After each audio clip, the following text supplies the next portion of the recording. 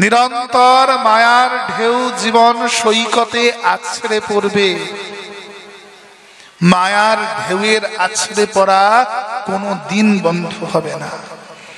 আজ সময় আছে, আজই হরিনাম করো। আজ সময় আছে, আজই রাধে রাধে বলো। গণেশ দুর্বায় খুশি হন সূর্য অর্ঘ্যে, রুদ্র অর্থাৎ শিব অভিষেকে, আর দুর্গা পূজায় অর্চনা। বিষ্ণু খুশি হন ভাবে চোখের জলে আর উপবাসে। আনন্দ নিকেতনে আপনাকে স্বাগত জানাই। ভিডিওটি ভালো লাগলে ভিডিওটিতে একটি লাইক, কমেন্ট ও শেয়ার করবেন এবং সাবস্ক্রাইব করে পাশে থাকবেন। আমৃত্যু অবধি এ কথার রস, এই নামের রসকে পরিত্যাগ করা যায়। কবির হৃদয়ম নারদ আদি বেদব্যাস কথার পারাবার খুঁজে পায় না। কলমশাপ, কলির যত কলমশ তার থেকে আমাদের উদ্ধার করে তোমার কলমশাপ। শ্রবণ শুনলেই মঙ্গল, শ্রীমদাততম যে বলছে তার মঙ্গল। তা যে শুনছে তার মঙ্গল, যিনি বলছেন তার মঙ্গল। তাহলে যাহারা কথার আয়োজক, যারা এত কষ্ট করে এই কথার আয়োজন করলেন, তারা কি পেলেন? বললেন এ জগতের যত যত পুণ্য কর্ম গুণে গুণে শেষ করা যায় না, তত তত পুণ্য একত্রিত হয়ে লাভ হয় কেবল মাত্র তোমার কথার আয়োজন। ধ্রুবী গণন্তিতে ভূরিদা জানা। শ্রীমদ্ ভাগবতম। মনু মহারাজ,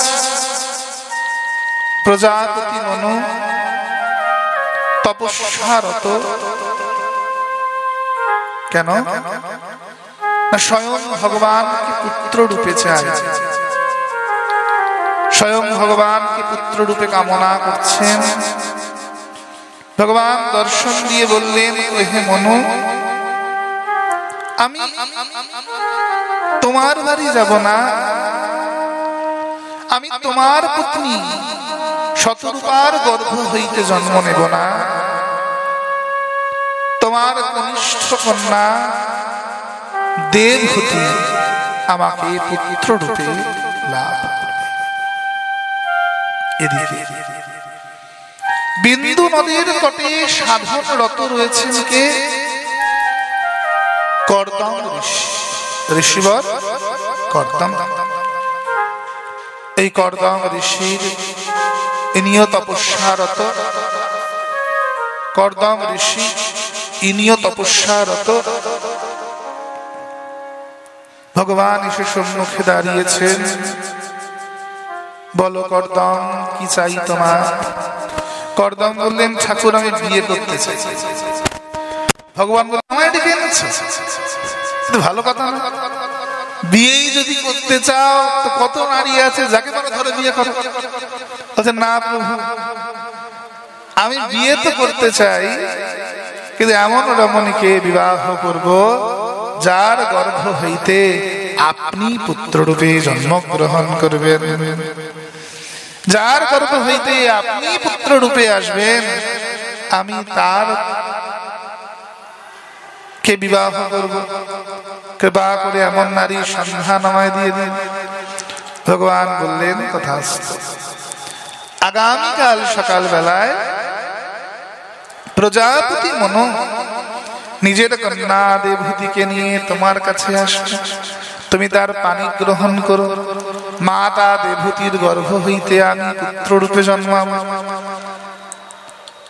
মনু মহারাজ এসছেন, সঙ্গে নাগারা দন্দুভি সানাই। বিন্দু নদের তটে তপস্যা করছেন কর্দম ঋষি। মনু মহারাজকে দেখে জিজ্ঞাসা করলেন, দ্রুতাগমন কারণম, কি হেতু আগমন হয়েছে আপনার, বলুন। মনু মহারাজ বললেন, এই যে আমার কন্যা দেবহূতি, একে আপনার সঙ্গে বিবাহ দিতে নিয়ে এসেছি, ভগবান আদেশ করেছেন। কর্দম ঋষি ধ্যানস্থ হয়ে বসেছিলেন, চোখটা খুলে একটু দেবতীর দিকে আনয়নে তাকালেন। তাকিয়ে বলছেন, কাকে বিয়ে দিতে নিয়ে এসেছেন? এই মেয়েটাকে? এ তো শালঙ্করা মহারাজ, সারা গায়ে গয়না পরে সাধুর কাছে এসেছে। সাধুর কাছে কিভাবে আসতে হয় সেটাই যার জানা নাই, সে কি করে আমাকে বিবাহ করবে? আমার না আছে চাল না চুলো, বিন্দু নদের তটে একাকী থাকি, বাস করার জন্য একটি পত্রকুটিরও নেই, পর্ণকুটিরও আমি গ্রহণ করি না। তো আপনার কন্যা এত সারা গায়ে গয়না পরে এসেছে, রাজদুলারি, কেন অযথা সাধুর সময় নষ্ট করতে এসেছেন? এ কন্যাকে নিয়ে যান, নিয়ে গিয়ে বরঞ্চ কোন রাজপুরুষের কণ্ঠ লগ্না করে দিন, কোন রাজার কণ্ঠে ঝুরিয়ে দিন। সাধুকে বিবাহ করার মতো যোগ্যতা এর নাই। সে কি বলছে? আরে স্বয়ং ভগবান আদেশ করেছেন, স্বয়ং ভগবান বলেছেন আমার কন্যার গর্ভ হইতে পুত্র রূপে আসবেন। ভগবান হয়তো ভুল বলেছেন। আরে মহারাজ, মাটি যতক্ষণ না আগুনে পড়ে ততক্ষণ তার থেকে উত্তম মূর্তি নির্মাণ হয় না। পাথর যতক্ষণ না ঘষে দেখা হয় ততক্ষণ সেটি কোষ্ঠী পাথর কিনা বিচার হয় না। যে রমণী সর্বাঙ্গে অলঙ্কার যুক্তা হয়ে এসেছেন, যিনি ভোগ বিলাস সংযুক্তা, তিনি ত্যাগের তিতিক্ষায়, ত্যাগের পরাকাষ্ঠায় আমার ধর্মপত্নীর ধর্ম কি করে নির্বাহ করবেন? নিয়ে যান, নিয়ে যান, নিয়ে গিয়ে কোন রাজপুরুষের সঙ্গে বিবাহ দিয়ে দিন। মনু মহারাজ বারবার করে কাকুতি মিনতি করছেন, আর কর্দম ঋষি বারবার করে তিরস্কার করছেন। মনু মহারাজ বলছেন, তাহলে কি আপনার ভগবানের কথাতে বিশ্বাস নাই? তাহলে কি আপনি ভগবানের কথাকেও মিথ্যা বলছেন? কর্দম ঋষি বললেন, শুনুন মহারাজ, স্বয়ং ভগবান হলেও ভগবান কেও শাস্ত্র মতেই চলতে হয়। ভগবান স্বয়ং শাস্ত্রের ঊর্ধ্বে নন। ভগবান কেও শাস্ত্র মানতে হয়, শাস্ত্র সবার উপরে, শাস্ত্রের উপরে কিছু নেই। যিনি স্বয়ং ভোগী, ভোগবিলাস যুক্তা, সেই রমণীর গর্ভ হইতে ভগবান কি করে আগমন করবেন? এ অসম্ভব, নিয়ে চলে যান। মনু মহারাজ কন্যাকে বললেন, ওরে দেবহূতি,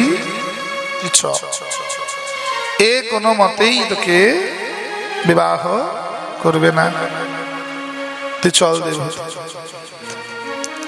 দেবহূতি যেতে চাইলেন না। ওরে মা, এ ঋষি তোকে বারবার অপমান করছে, তিরস্কার করছে, বাপ হয়ে আমার দেখতে ভাল লাগছে না রে মা, তুই চল। পিতা, অপমান উনি আমার দেহটাকে করছেন, অলংকারটা আমি দেহে পরেছি, আত্মা কোনো অলংকার পরে না বাবা। আত্মার অলংকার একটি, সেটি হচ্ছে হরিনাম। আমার আত্মা তো কোনো অলংকার পরেননি। কর্দম ঋষি শুনছেন কন্যার কথাগুলো। ঋষি তো যাচাই না করে তার পত্নী গ্রহণ করবেন না। দেবহূতি বলছে, আমার আত্মা তো কোনো অলংকার করেনি, অলংকার করেছে আমার দেহটা। তো উনি আমার দেহ দেখে কি করে বিচার করলেন যে আমি ভোগী না ত্যাগী?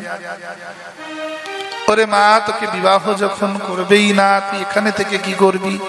তুই ফেরত চ। বাবা, হে পিতা, আমি তো বিবাহ করতে আসিনি। সে কি রে মা, তুই বিয়ে করতে আসিসনি তো তুই কি করতে এসেছিস? পিতা, বিবাহ করার উদ্দেশ্যে আমি এখানে আসি নাই, আমি এসেছি তো ভগবানের মা হওয়ার বাসনা নিয়ে। বিবাহটি আমার কাছে মুখ্য নয়, আমার কাছে মুখ্য হচ্ছে ভগবানের মা হওয়া। আমি গোবিন্দের গর্ভধারিণী হতে চাই। আমি ভগবানের মা হব বলে এসেছি পিতা। আমি কোন কাউকে বিবাহ করার মানুষ সেখানে আসি নাই। আপনি আমায় কোথায় নিয়ে যাবেন পিতা? আমি যে স্বপ্ন দেখেছি, পিতা, আমি ভগবানের মা হব। আমি ভগবানের মা না হয়ে এই স্থান পরিত্যাগ করে কোথাও যাব না পিতা। আমি এই স্থান পরিত্যাগই করব না পিতা। আমি ভগবানের মা হতে এসেছি। আমি ভগবানের মা হয়ে তবে এই স্থান থেকে গমন করব, তার পূর্বে নয়। মনু মহারাজ বললেন, কন্যা তুই তো কোনো কথাই শ্রবণ করছিস না। দেবহূতি কর্দম ঋষির সম্মুখে হাত জোর করে বললেন, হে ঋষিবর, আপনি বলেছেন আপনি বিন্দু তটবাসী, ছেঁড়া কাঁথা ন্যাড়া মাথা, আপনার চাল চুলা নাই, মেনে নিলাম। হে ঋষিবর, আপনি বলেছেন আপনি আমায় না গৃহ দেবেন, না বস্ত্র, না অলংকার, তাও মেনে নিলাম। কিন্তু প্রতিশ্রুতি দিন, যতক্ষণ না আপনি স্বয়ং ভগবানকে আমার কোলে এনে দেবেন, ততক্ষণ আপনি আমায় পরিত্যাগ করবেন না। কর্দম ঋষি মুখে হ্যাঁ না কিছু বললেন না গো, শুধু চোখটা বন্ধ করে ধ্যানস্থ হয়ে পড়লেন। মুখে হ্যাঁ না কিছু বলবেন তো, কিছু বললেন না। মৌন সম্মতির প্রকাশ। চোখটা বন্ধ করলেন, করে আবার ধ্যানস্থ হয়ে পড়লেন। কেবল এই মৌনতা, এটাকেই দেবহূতি সম্মতি বলে গ্রহণ করে এই বিন্দু নদের তটে কর্দম ঋষির সেবায় 12টি বছর কাটিয়ে দিলেন। কি ত্যাগ, কি তিতিক্ষা, কি তপস্যা! চিন্তা করতে পারো মা, কি সাংঘাতিক ভক্তির অনুকম্পা! ভগবানের মা হবেন বলে রাজার বাড়ির মেয়ে জীবনে কষ্ট কি জিনিস দেখেননি, স্বর্গের দেবীর মতো থেকেছেন, আজ মাটিতে কোমল চরণ রেখেছেন। এখানে কর্দম ঋষির জীবন্ত জীবন নয়, শুধু আধার। সেই আধারকে আলো করে কর্দমের ঔরস জাত সন্তান ভগবানকে কোলে আনবেন বলে এসেছেন দেবহূতি। ভগবানের মা হওয়া তো সোজা না গো মা। ভগবানের মা হয়ে সাজা যায়, নাটক করা যায়, ভগবানের মা হওয়া তো সোজা না। ভগবানের মা হবে, তোমার সামনেই তোমার পুত্রকে 12 বছরের জন্য বনবাসে পাঠিয়ে দেওয়া হবে। তুই ভগবানের মা হবে, তোমার দাদা তোমার কেশা আকর্ষণ করে তোমার স্বামী সহ বিবাহের রাত্রেই তোমাকে জেলখানায় পুরে দেবে। তোমার সামনে তোমার 6টা সন্তানকে আছাড় মেরে মেরে ফেলা হবে। ভগবানের মা হবে মা। 9টা কন্যা সচিমাতার গর্ভে যেই না সন্তান আসে অদ্বৈত গ্রহ প্রণাম করে, আর যেই না প্রণাম করে গর্ভপাত হয়ে যায়। সীতানাথ মনে করেন বলে ভগবান এসেছেন, এই মনে করে প্রণাম করছে না, যেই প্রণাম করছে গর্ভপাত হয়ে যাচ্ছে। এতগুলি কন্যার মৃত্যু দেখেছেন সচিমাতা। জ্যেষ্ঠ পুত্র বিশ্বরূপ 12 বছর বয়সে সন্ন্যাস নিয়ে গমন করলেন। পতিবিয়োগ হয়ে গেল, বৈধব্য যোগ নেমে এলো। তবু সুখের দিন দেখলেন, নিমাই পণ্ডিতের মতো পুত্র পেয়েছেন। সেই মায়ের বুকটা ফাটিয়ে দিয়ে মহাপ্রভু সন্ন্যাস নিয়ে গমন করলেন। ভগবানের মা হওয়া তো সোজা নয় মা। দুদিন দীক্ষা হলো কি হলো না, প্রসাদ ভোজি হতে পারলো কি পারলো না, এখনো মুখ খুললে হয়তো আমিষের গন্ধ বেরোবে কদিন আগেকার। এখনো অশ্রুকম্প পুলকে দেহটা সুসজ্জিতই হলো না, আর ট্রেনে বাসে টামে রাস্তায় ঝুড়ির মধ্যে একটা গোপাল নিয়ে ঘোরাঘুরি শুরু হয়ে গেল। কি না গোপালের মা হয়ে উঠেছে। ঝুড়ির মধ্যে একটা গোপাল নিয়ে ঘোরা আরম্ভ করে দিয়েছে। ভগবানের মা হওয়া মানে ট্রেনে বাসে ট্রামে রাস্তায় গোপাল নিয়ে ঘোরা নয়।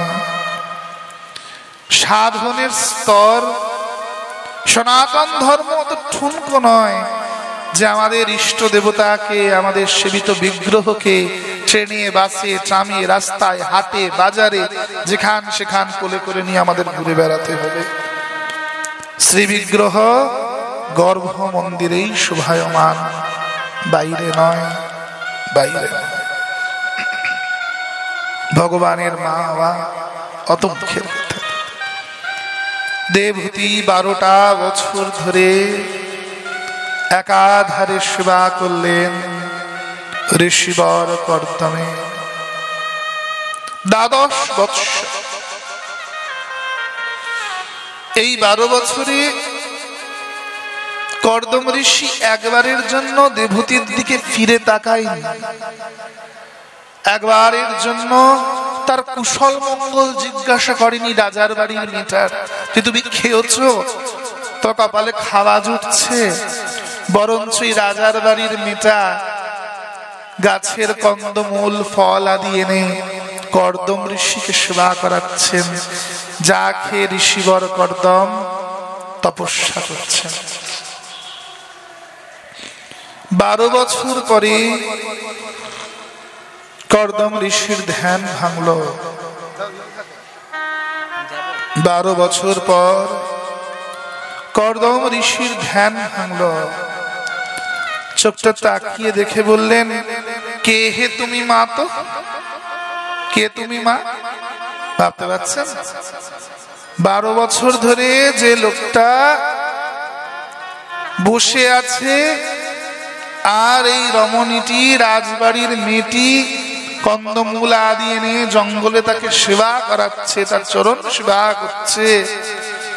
12 বছর পর দাঁড়িয়ে মনে হলো, চোখটা খুলে, কে হে তুমি মা? কিরকম রাগটা উঠবে, ঝগড়া করতে ইচ্ছা করবে, তাই না?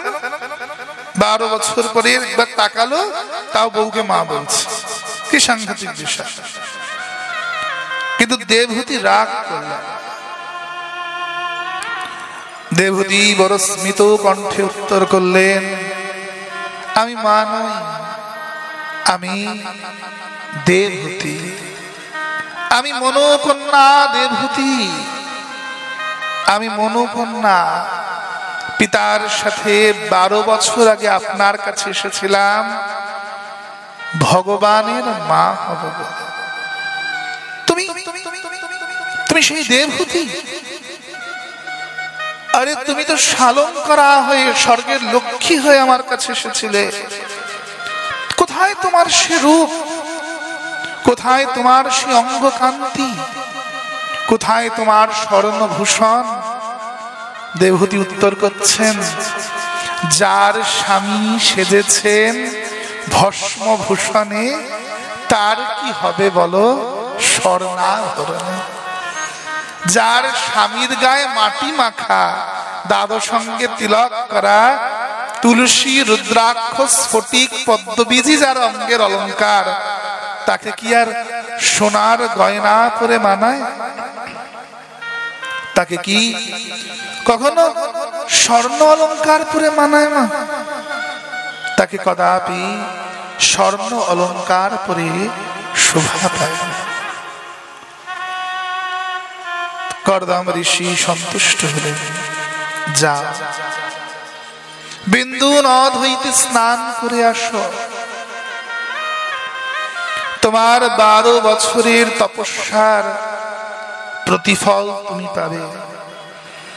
এই 12 বছর ধরে তুমি যে এক নাগারে সেবা করেছ আমার, তার প্রতিফল আমি তোমায় অবশ্যই দেব। বিন্দু নদে স্নান করতে গিয়ে ডুব দিলেন দেবহূতি। জলের তলায় বিরাট একটি প্রাসাদ, প্রাসাদ থেকে শত শত নারী বেরিয়ে আসছেন।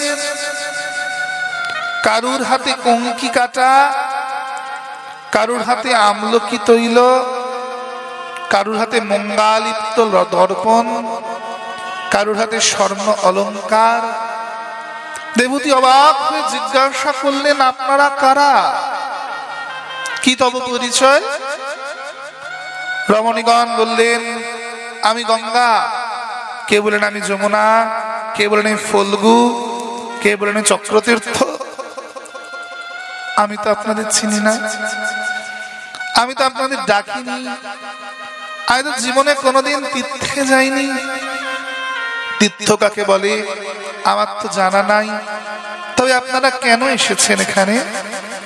হে দেবতী, এটা সঠিক কথা যে তুমি জীবনে কখনো তীর্থ করো নাই, কিন্তু তুমি যেটা করেছ, তুই 12 বছর ধরে একাধারে বৈষ্ণব সেবা করেছ।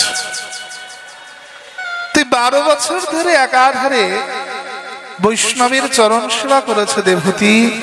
তাই আজ আমরা সকল তীর্থগণ তোমার সেবা করব বলে আবির্ভূত হয়েছি। সকল তীর্থগণ দেবতীর জয়ধ্বনি দিয়ে উঠলেন, সকলে বৈষ্ণবের জয়ধ্বনি দিচ্ছেন বারংবার, আর দেবতীর চরণ সেবা করছেন তীর্থরাজিগণ। কেন না, দেবতী 12 বছর ধরে একাধারে বৈষ্ণবের চরণ সেবা করেছে। তীর্থযাত্রা পরিশ্রম সকলই মনেরই ভ্রম, সর্বসিদ্ধি গোবিন্দ চরণ। তাহলে কি তীর্থে যাব না? শাস্ত্রে বললেন, তীর্থ জল পবিত্র গুণে লিখিয়াছেন পুরাণে, সেসব ভক্তির প্রবঞ্চ, বৈষ্ণবেরও সঙ্গেতে মন আনন্দিত অনুক্ষণ, সদা হয় কৃষ্ণ পরশ। তা তীর্থে যাব না? যাব। তীর্থে পরিশ্রম বললেন কেন, মনের ভ্রম বললেন কেন? কারণ গোবিন্দ পাদ পদ্মে চতুর কলস কোণাষ্টকম বিরাজ করছে। অষ্টকোণ অষ্টবসুর প্রতীক, চতুর কলস 4টে কুম্ভের প্রতীক। প্রয়াগরাজ, হরিদ্বার, উজ্জয়ন, নাসিক, এই 4 কলসী গোবিন্দ চরণ পদ্মে বিরাজ করছে। তাই যে গোবিন্দ চরণ কমলে ডুব দিয়েছে, গোবিন্দ পাদ পদ্মে নিজেকে নিতাই গৌর হরিবল বলে নিবেদন করেছে, তার আলাদা করে কোন তীর্থে গমন করতে হয় না। সে ওখানেই ওই চরণ কমলেই সকল তীর্থ লাভ করে। তাহলে কি বাবা তীর্থে যাব না? না, যাব না। কেন যাব? সাধু সঙ্গের লালসা, বৈষ্ণবেরও সঙ্গেতে মন আনন্দিত অনুক্ষণ। এখন তীর্থ চলছে প্রয়াগরাজে। আমি 4 দিন হলো ফিরলাম সবে। লক্ষ লক্ষ লোকের ভিড়, মানুষ মারা যাচ্ছেন, তারা জানেনও না যে তারা কেন তীর্থে গেছে। মানুষের হুজুগ উঠলো তো ডুব দিতে ছুটলো। আদৌ কি কুম্ভ কেন গেলেন? তীর্থে ডুব দিলেই যে পাপ চলে যাবে, ভ্রান্ত ধারণা। যারা সেখানে কল্পবাসী, সেই তীর্থে গিয়ে সাধু সঙ্গের জন্য তীর্থে যাওয়া, ডুব দেওয়ার জন্য নয়। তীর্থ কি মা বলেন? কুম্ভ মেলা কিসের মেলা? প্যান্ডেলের, লাইটিং না। কিসের মেলা? মানুষের। কিসের মেলা? তীর্থ 2টি জিনিসের মেলা। কি কি? একটি হচ্ছে গুরু, আর একটি হচ্ছে চেলা। আপনি যে সম্প্রদায় যান, 10 নামা সম্প্রদায়, 10 নামা সন্ন্যাসী পরম্পরায়, গিরি, পুরী, ভারতী, অরণ্য, সরস্বতী, বা আমাদের বৈষ্ণব আখাড়ায় যান, সে মধ্যাচার্য হোক বা নিম্বার্ক হোক, বিষ্ণুস্বামী হোক, আমাদের গৌড়ীয় বৈষ্ণব হোক, তীর্থ হচ্ছে 2টির মেলা। একটা হচ্ছে গুরু, আর একটা হচ্ছে শিষ্য। সর্বত্র তাদের শিষ্যরা তাদের গুরুকে নিয়ে মেতে উঠেছেন, আর গুরু শিষ্যের সঙ্গে হরি কথায় মেতে উঠেছেন। এটাই তীর্থের প্রতিফল। ওখানে গিয়ে ভিড়ের মধ্যে ধাক্কা ধাক্কি করে স্নান করে কেউ মোক্ষ লাভ করে ফেলবে না। যে তীর্থে যাও, তো বৃন্দাবনে ডুব দাও, রাধা কুণ্ডে গিয়ে আমাদের নবদ্বীপে সুরধ্বনিতে ডুব দাও, বারাণসীতে ডুব দাও, চাই হরিদ্বারে মা, সাধু সঙ্গটা প্রধান। সাধু সঙ্গ না করে ডুব দিলে কিচ্ছু লাভ হবে না, কেবল কষ্টটাই হবে, দেহের পরিশ্রম হবে, আর কিচ্ছু হবে না, আর কিচ্ছু লাভ নেই, কোনো লাভ হবে না মা। পরিশ্রম তাই বললেন তীর্থযাত্রা পরিশ্রম, সকলে মনেরই ভ্রম, সর্বসিদ্ধে গোবিন্দ চরণ, সেখানেই সিদ্ধি লাভ। আমি আমার এই 18 বছর হচ্ছে গৃহত্যাগী জীবন আমার, এখানে তো অধিকাংশরাই আমাকে চেনেন আশা করি, সন্ন্যাসের আগেও আমাকে দেখেছেন, পরপর 3 বছর ভজন সন্ধ্যা করেছি এই মঞ্চে, এবং আপনাদের এখানে নগর পরিক্রমাতেও কীর্তন করেছি পরপর 4-5 বছর। সন্ন্যাসের আগেও আমাকে আপনারা দেখেছেন। আমি আমার এই 18 বছর গৃহত্যাগী জীবনের আমি হাজারো এমন সাধু দেখেছি, হাজারো এমন গৃহস্থ দেখেছি মা, বিশ্বাস করুন, যারা সারা জীবন রাধাকুণ্ডে কাটালেন, বৃন্দাবনে কাটালেন, কিন্তু মরলেন আমাদের কলকাতার হসপিটালে। কুণ্ডের রস প্রাপ্তি হলো না, তীর্থ প্রাপ্তি হলো না মা। তীর্থ মানে তীর্থে গিয়ে পাঁচাল করা নয়, তীর্থ মানে ভালো খাবো, ভালো করবো, ভালো হোটেলে থাকবো, সুন্দর ঘুরবো, এটা তীর্থ করা নয়। তীর্থ মানে সাধু সঙ্গ করা। তীর্থ মানে কি মা? সাধু সঙ্গ করা। তাই সাধুর আরেক নাম হচ্ছে তীর্থঙ্কর। সাধুকে কি বলা হয় আরেক ভাষায়? তীর্থঙ্কর। যার সঙ্গ করলেই তীর্থের প্রতিফল লাভ হয়ে যায়। গঙ্গার পরশ হইলে পশ্চাতে পাবন, দর্শনে পবিত্র করে বৈষ্ণবের।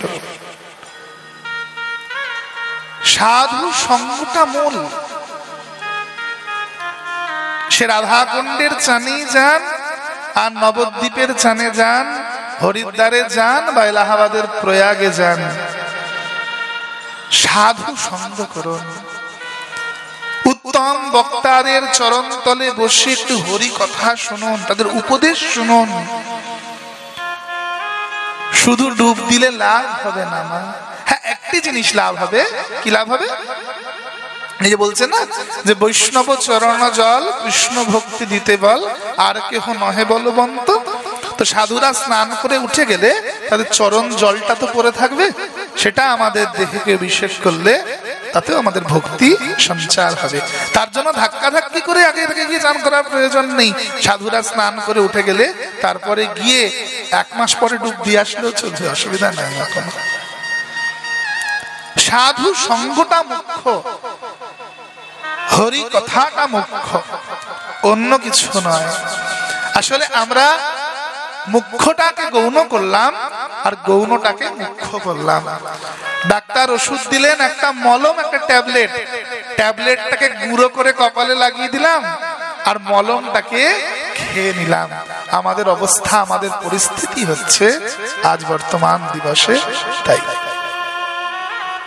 সাধু সঙ্গটা মুখ্য। তীর্থ মানে সাধু সঙ্গ করা। তীর্থরা দেবহূতির কাছে ছুটে এসেছেন। দেবহূতি তো জীবনে তীর্থযাত্রা করেন, তাহলে কেন এলেন? তীর্থগণ বললেন, হে দেবহূতি, 12টি বছর ধরে বৈষ্ণব সেবা করেছো, তাই আজ আমরা তোমার কাছে ছুটে এসেছি। কেন জানো? আমরা তোমার কাছে ছুটে এসেছি তোমার সেবা করব বলে। তোমার মতো বৈষ্ণব কোথায় যে বৈষ্ণবের সেবা করলেন নির্বাক হয়ে 12টি বছর ধরে? তাই তোমার কাছে ছুটে এসেছি। দেবহূতিকে নববধূর সাজে সাজিয়েছেন, বড় সুন্দর দেখতে হয়েছে দেবহূতিকে। বিয়ের কনের সাজে সেজে দেবহূতি বাইরে বেরিয়ে এসেছেন। বাইরে বেরিয়ে এসে দেখলেন যে গাছতলায় যে বটটা আমার বসেছিল গেল কই? কর্দম ঋষি নেই তো, কোথায় গেল? কি সর্বনাশ! আরে একে তো 12 বছর চেয়ে তাকালো না, যদিও বা তাকালো, বলল গিয়ে নদে চান করে আসো। চান করে সুন্দর সেজে এলাম, নববধূর সাজে বেরিয়ে এলাম, তো স্বামী নেই, পালিয়ে গেল আমাকে ছেড়ে। না পালাবে তো না, সাধু মানুষ, মিথ্যা তো বলবে না, গেল কই? দূরে দেখছেন এটি স্বর্গীয় বিমান, তাতে দুগ্ধ ফেনাবত একটি পালঙ্ক, শরবতের পেয়ালা হাতে নিয়ে একজন রাজপুরুষ বসে আছে, বড় সুন্দর দেখতে, মাথায় মুকুট, গলায় হার। দেবহূতির দিকে তাকিয়ে ইশারা করে বলছে, উঠে এসো। দেবহূতি লজ্জায় মলিন হয়ে যাচ্ছে। আরে এটা পরপুরুষ, এই পুরুষটি দেখতে খুব সুন্দর, যেন সাক্ষাৎ কামদেব মনে হচ্ছে। পরক্ষণে দেবহূতি ভাবছেন, হ্যাঁ হ্যাঁ হ্যাঁ, ওটা তো আমার স্বামী নয়, ওর দিকে তাকাচ্ছে কেন? আরে আমার সে গুরুবরটা গেল কই? মাথা ভর্তি জটা, মুখ ভর্তি দাড়ি, গায়ে উই পোকা উঠে গেছে। বুড়ো বরটা কই গেল? গাছের তলায় ছিল। ওটা তোমার বর না, বরটাকে দেখতে এত সুন্দর মোটেও না, বরটা গেল কই? বুড়োটা। পুরুষটি আবার বলছে, আরে দেবহূতি উঠে এসো। দেবহূতি বলছে, হ্যাঁ হ্যাঁ গো, আবার ডাকছে। এই পর পুরুষ নামে ডাকছে কেন? বরটা গেল কোথায়? দেবহূতি, আরে আমি তোমার স্বামী ঋষি কর্দম, উঠে এসো। দেবহূতি চোখ বড় করে বলছে, বাবা, আর স্বামীকে দেখতে এত সুন্দর, ওই বুড়ো লোকটা এরকম হয়ে গেছে?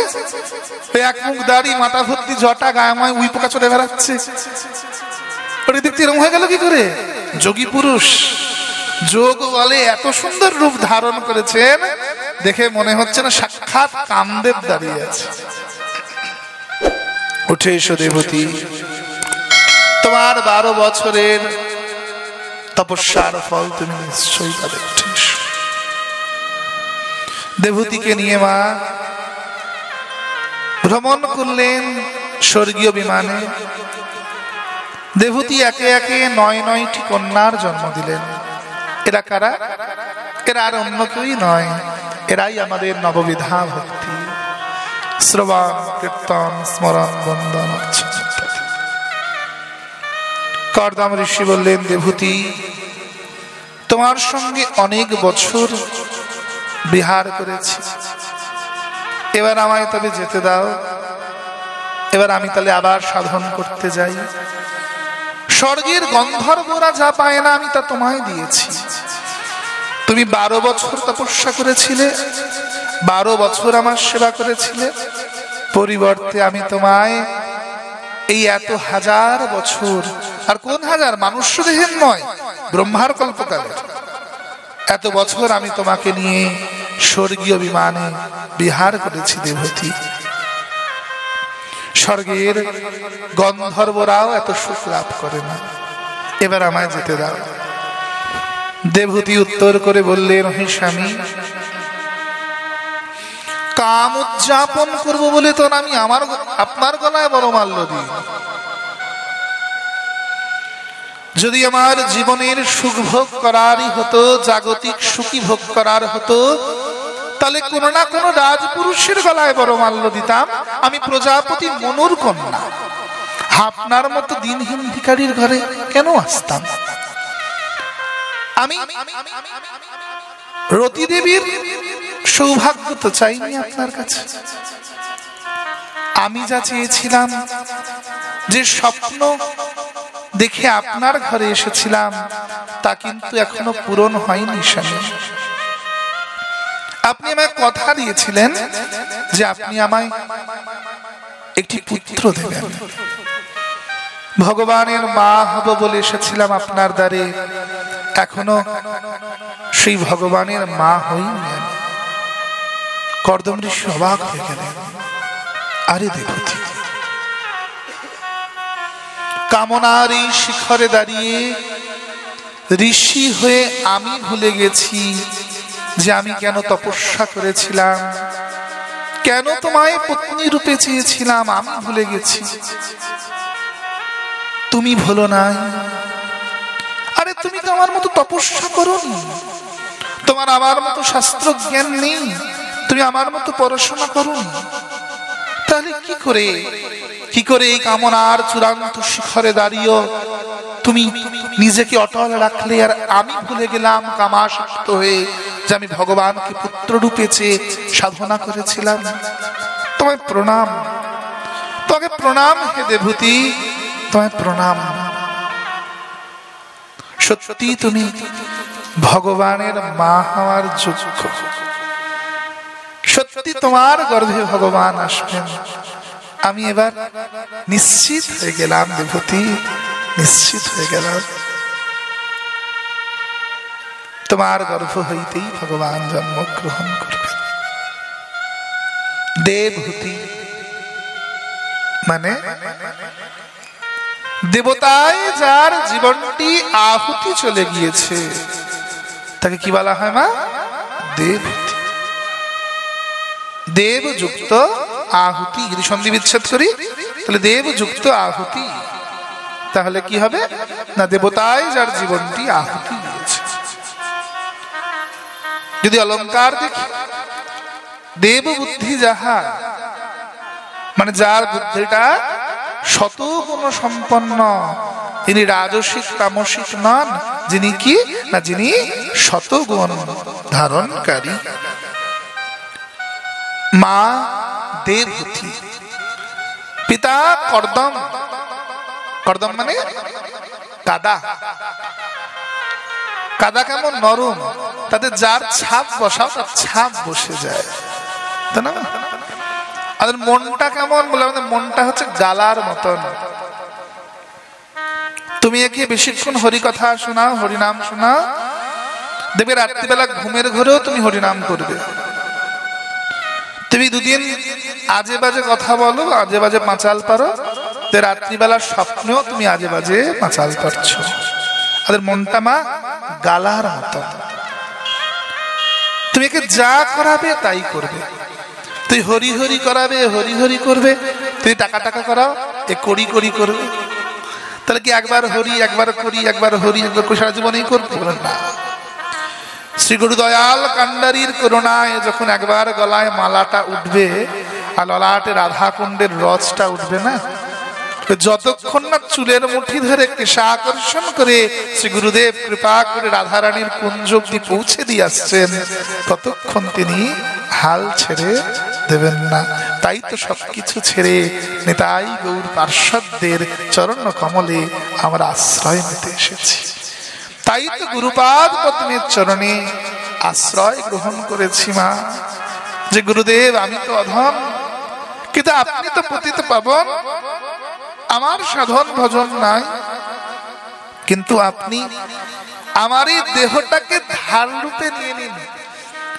আমি সাধন ভজন করতে পারবো না, আমার এই দেহটা দিয়ে আপনি ভজন করিয়ে নিন। আপনার তো এক মুখে হরিনাম করে হয় না গুরুদেব, তো আমার মুখটা দিয়ে আপনি হরিনাম করান।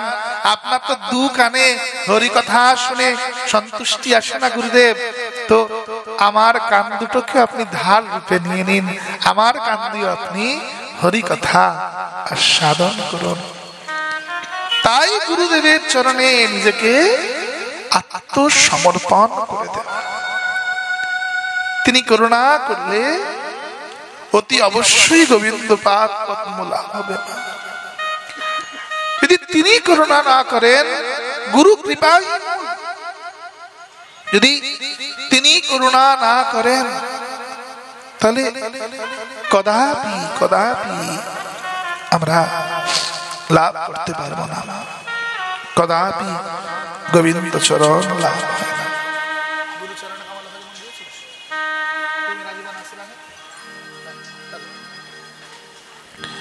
শ্রীগুরু চরণ কমলে উত্তম রতি আসবে, শ্রীগুরু চরণের রতি সেই উত্তম গতি, বেদে গায়ে যাহার ছড়িত।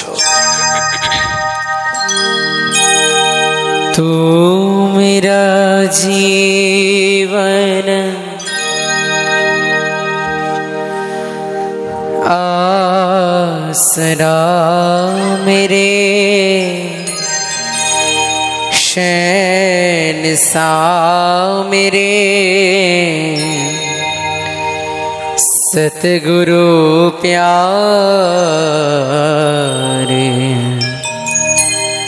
मैं बस गुण जीने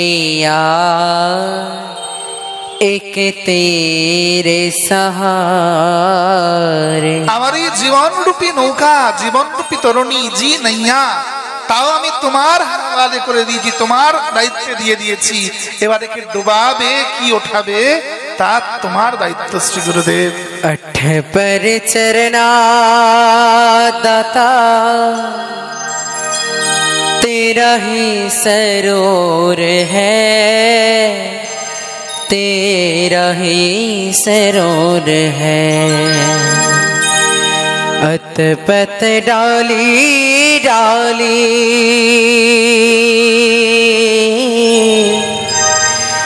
तेरा ही नूर है, तेरा ही नूर है।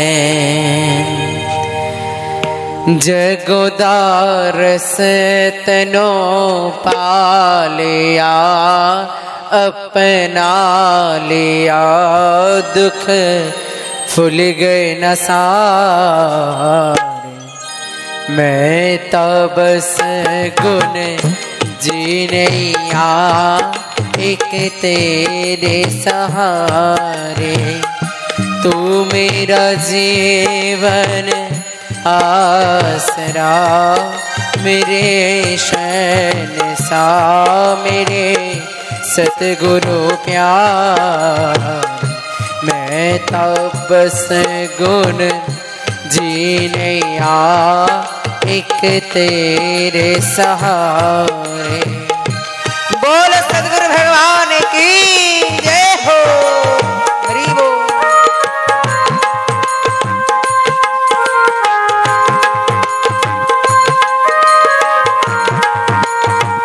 हरि बोल। सभी मिलकर करताल की सेवा करते हुए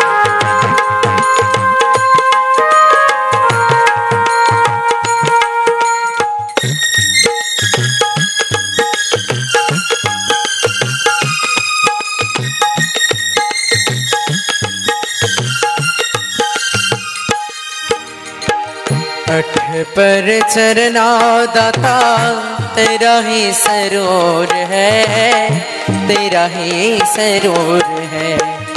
अत पत डाली डाली तेरा ही नूर है, तेरा ही नूर है। अठ पर चरना दाता तेरा ही सरोर है, तेरा ही सरोर है। अत पत डाली डाली तेरा ही नूर है, तेरा ही नूर है। जगदारस तनो पालिया अपना लिया, दुख फुल गए न सारे मैं तब से गुण जीने एक तेरे सहारे। तू मेरा जीवन आसरा मेरे शहंशाह मेरे सतगुरु प्यारे मैं तबस गुण जीने एक तेरे सहारे। जय हो। सब एक साथ हाथ उठा हरि बोल। श्री राम है।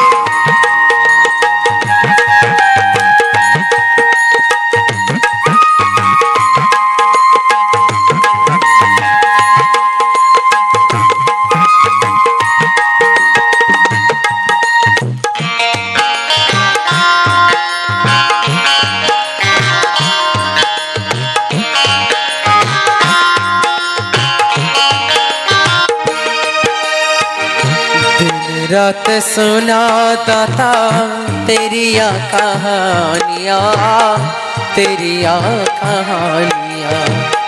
दिन रात सुनाता था तेरिया कहानियाँ, तेरिया कहानियाँ।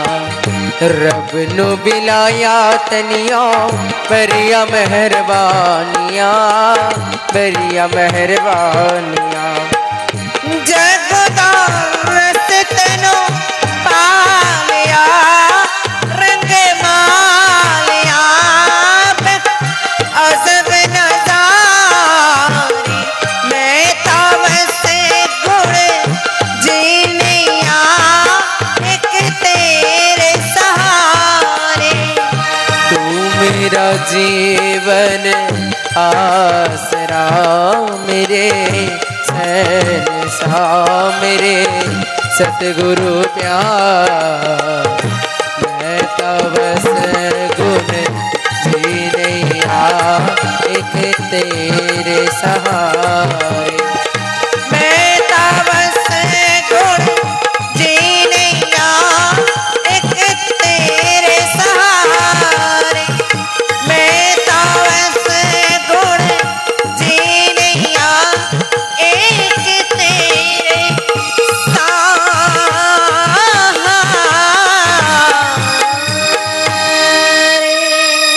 बोले सतगुरु भगवान की जय। पिता कर्दम माता देवहूति जन्म নিলেন একে একে 9টি কন্যা নববিধা ভক্তি। বুদ্ধি হবে কেমন না বুদ্ধি হবে দেবতার মতন অর্থাৎ সাত্ত্বিক গুণ সম্পন্ন। মন হবে কর্দম কাদার মতো নরম। গাহ গাহ পুন গৌরাঙ্গের গুণ সরল করিয়া মন। গৌরাঙ্গ বিহনে এমন দয়াল না দেখি। মন কেমন হবে না সরল সুন্দর বাচ্চাদের মতন। একে একে 9টি ভক্তি যাজন হবে। অন্তিমে কে আসবেন? স্বয়ং ভগবান। তা কি রূপে? না জ্ঞান রূপে। এই জ্ঞান রূপী ভগবানকে যাজন করতে করতে অতঃপর ভক্তির উদয় হবে। এসেছেন জ্ঞানের কথা বলতে, কিন্তু মাকে উপদেশ করলেন ভক্তির কথা। জন্ম নিলেন কে? না সাংখ্য যোগের ভগবান। বলো কপিল দেব ভগবান কি जय। কপিল মুনি জন্মগ্রহণ করলেন। ঋষি কর্দম কপিল মুনিকে প্রণাম করে অনেক স্তব স্তুতি করে সেই স্থান পরিত্যাগ করে চলে গেলেন। মা এবং পুত্র উভয় বিরাজ করছেন। অনেক বছর পরে হঠাৎ করে মাতা দেবহূতির তিনি বাসনা যুক্ত হলেন, কামনা যুক্ত হলেন। মা মনে মনে চিন্তা করলেন, হায় হায়, আমি এত বছর ধরে স্বামীর সঙ্গে বিমান বিহার করলাম, কামনার তুঙ্গে কামনার শিখরে দাঁড়িয়েছিলাম।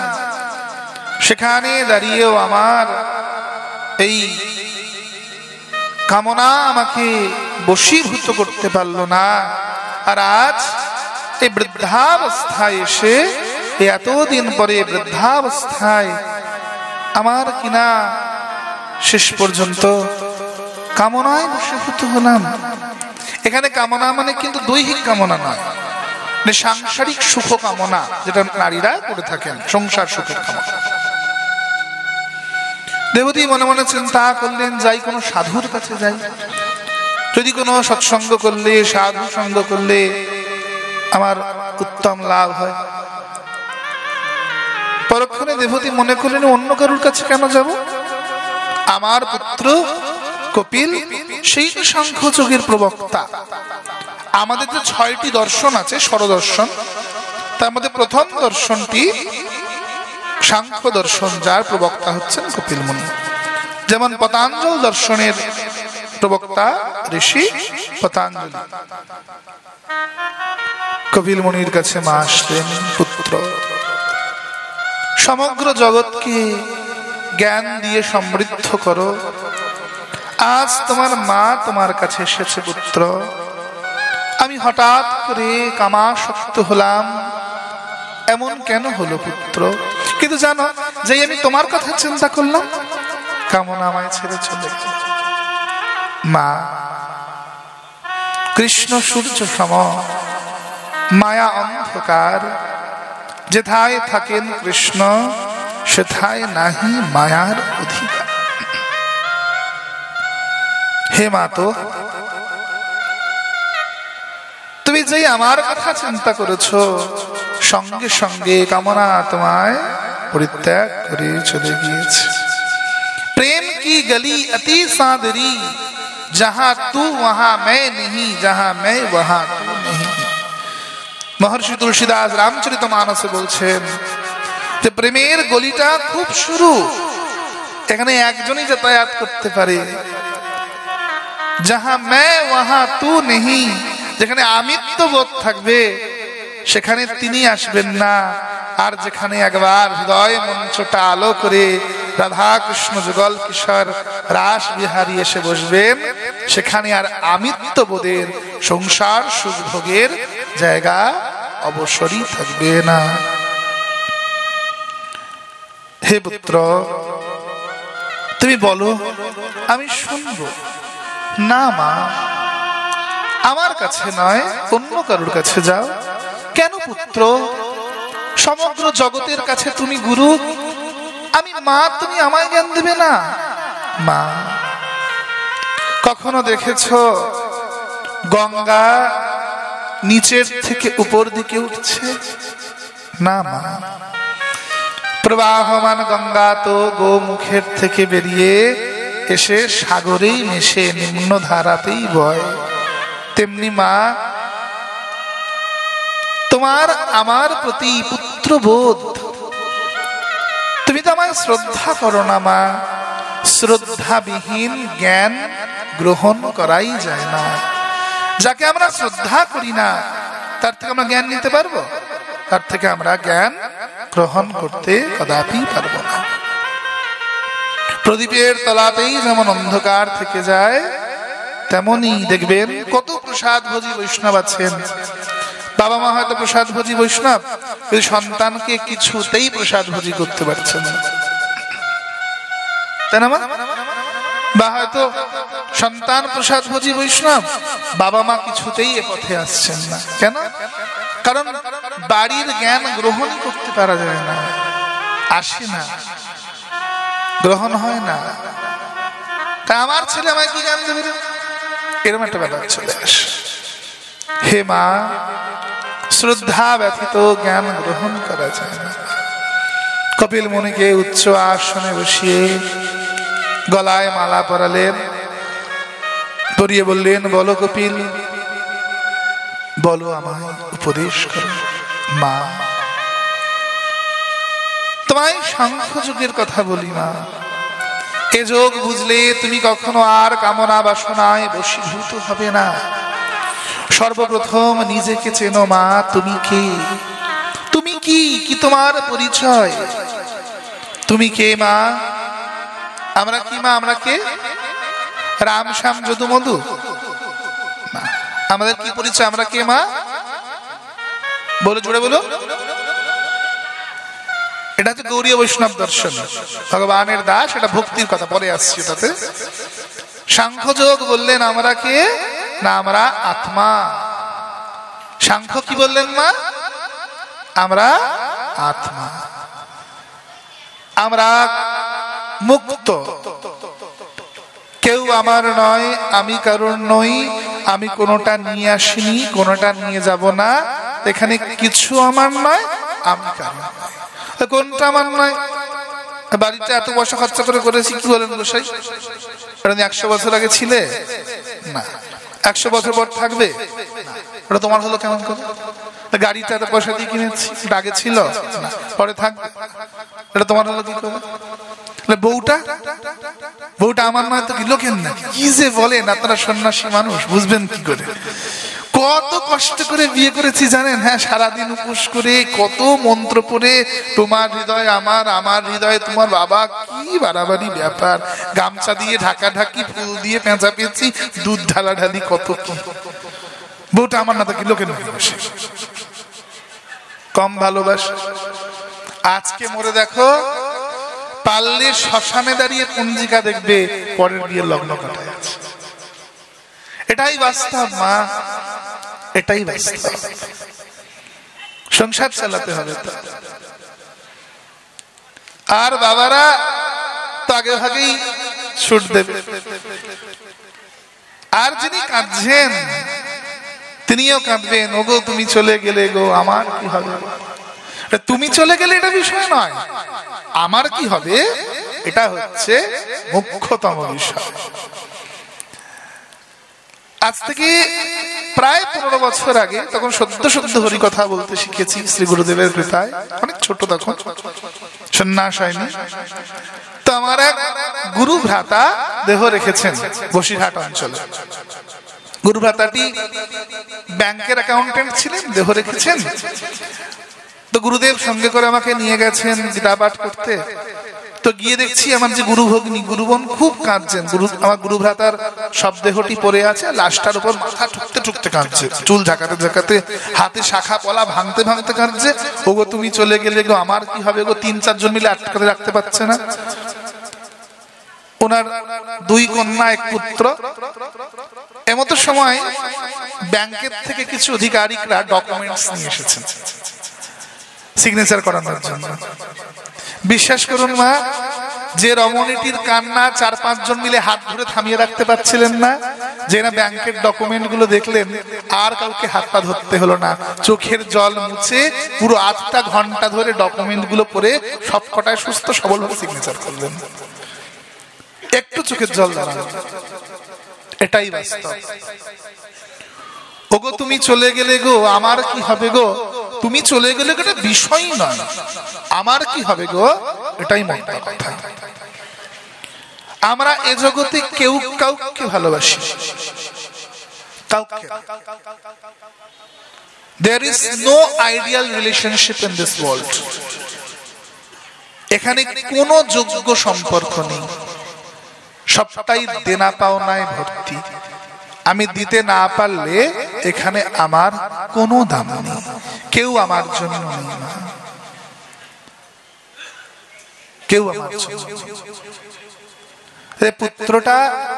পুত্রটা আমার না,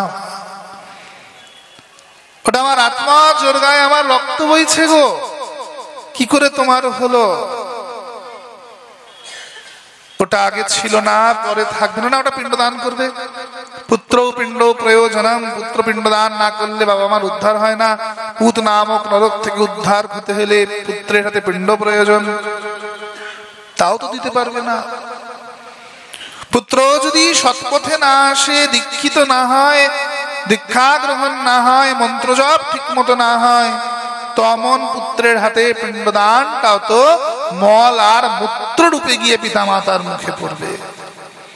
রামচরিত মানসে মহর্ষি তুলসীদাস বলছেন, পুত্র হে হরি কা ভজন করে তো পুত কা পুত, अगर हरि ना भजे तो वो भी मूत। পুত্র আর মূত্র একই দ্বার দিয়ে নির্গত হয়। যদি জগতে এসে হরি ভজন করে তো ওটা পুত্র, যদি হরি ভজন না করে তাহলে ওটা মূত্র সমতুল্য, ওটা দিয়ে কোনো কাজ নেই। ওটা কেবল একটা অর্থ রোজগার করার যন্ত্র, কোনো কাজ নেই ওটাকে। আমার নয় আমার নয় করতে করতে করতে দেহটা আগে ছিল, পরে থাকবে। তাহলে আমি কে? আমি আত্মা। আমার কাজ কি? আমার কাজ হরি ভজন করা। আমি নিজেকে চিনতে এসেছি, নিজেকে জানতে এসেছি। সকল দেহ পরিত্যাগ করে আহার নিদ্রা ভয় মৈথুনের ঊর্ধ্বে উঠে মনুষ্য দেহ লাভ করেছি। কেন? হরি ভজন করে গোবিন্দ লাভ করব বলে। বলে মা হরিভজন করো, দীক্ষা নাও, প্রসাদ ভুজি হও, কুণ্ডের তিলক করো। বলে বাবা করবোই তো। ছেলেটা খুব ছোট, খুব জ্বালা, এখন বাড়ি না বাবা, কটা দিন যাক, হলো ছেলেটা বড়। বলে মা এবার করো, ছেলেটা তো বড় হয়েছে। বলে না বাবা, পড়াশোনার খুব চাপ, পারি না, এখনই প্রসাদ ভুজি হলে দিনে 5 বার ভোগ লাগাও, কি জ্বালা, না একটু কদিন যাক। হলো ছেলেটা বড়। মা এবার না এটা চাকরি টাকরি পাক, আর কোনো জ্বালা থাকবে না, নিজের পায়ে দাঁড়িয়ে যাবে, তখন আমি হরিভজন করব, আমি প্রসাদ ভোজি হয়ে যাবো আমার মতো। পেলো ছেলেটা চাকরি। তাহলে মা এবার হও, ছেলেটা তো চাকরি পেয়েছে। না বাবা, এটা বউ আসুক, বৌমা এসে রাইধ্যে দিব, আমার আর আমিষটা রাইধ্যে হইব না, আমাকে আর আমিষ ঠামিষ রাঁধতে হবে না, তখন বৌমা ছেলে আলাদা খাবে, আমি এবার প্রসাদ ভোজি হয়ে হরিভজন করবো। এলো বৌমা। বলে মা এবার প্রসাদ ভোজি হও, মালা পরো, তিলক করো, হরিনাম করো, নামমালা করো। এবার তো সময় ঘনিয়ে এলো। মা বলে না বাবা পারি না। বলে কেন?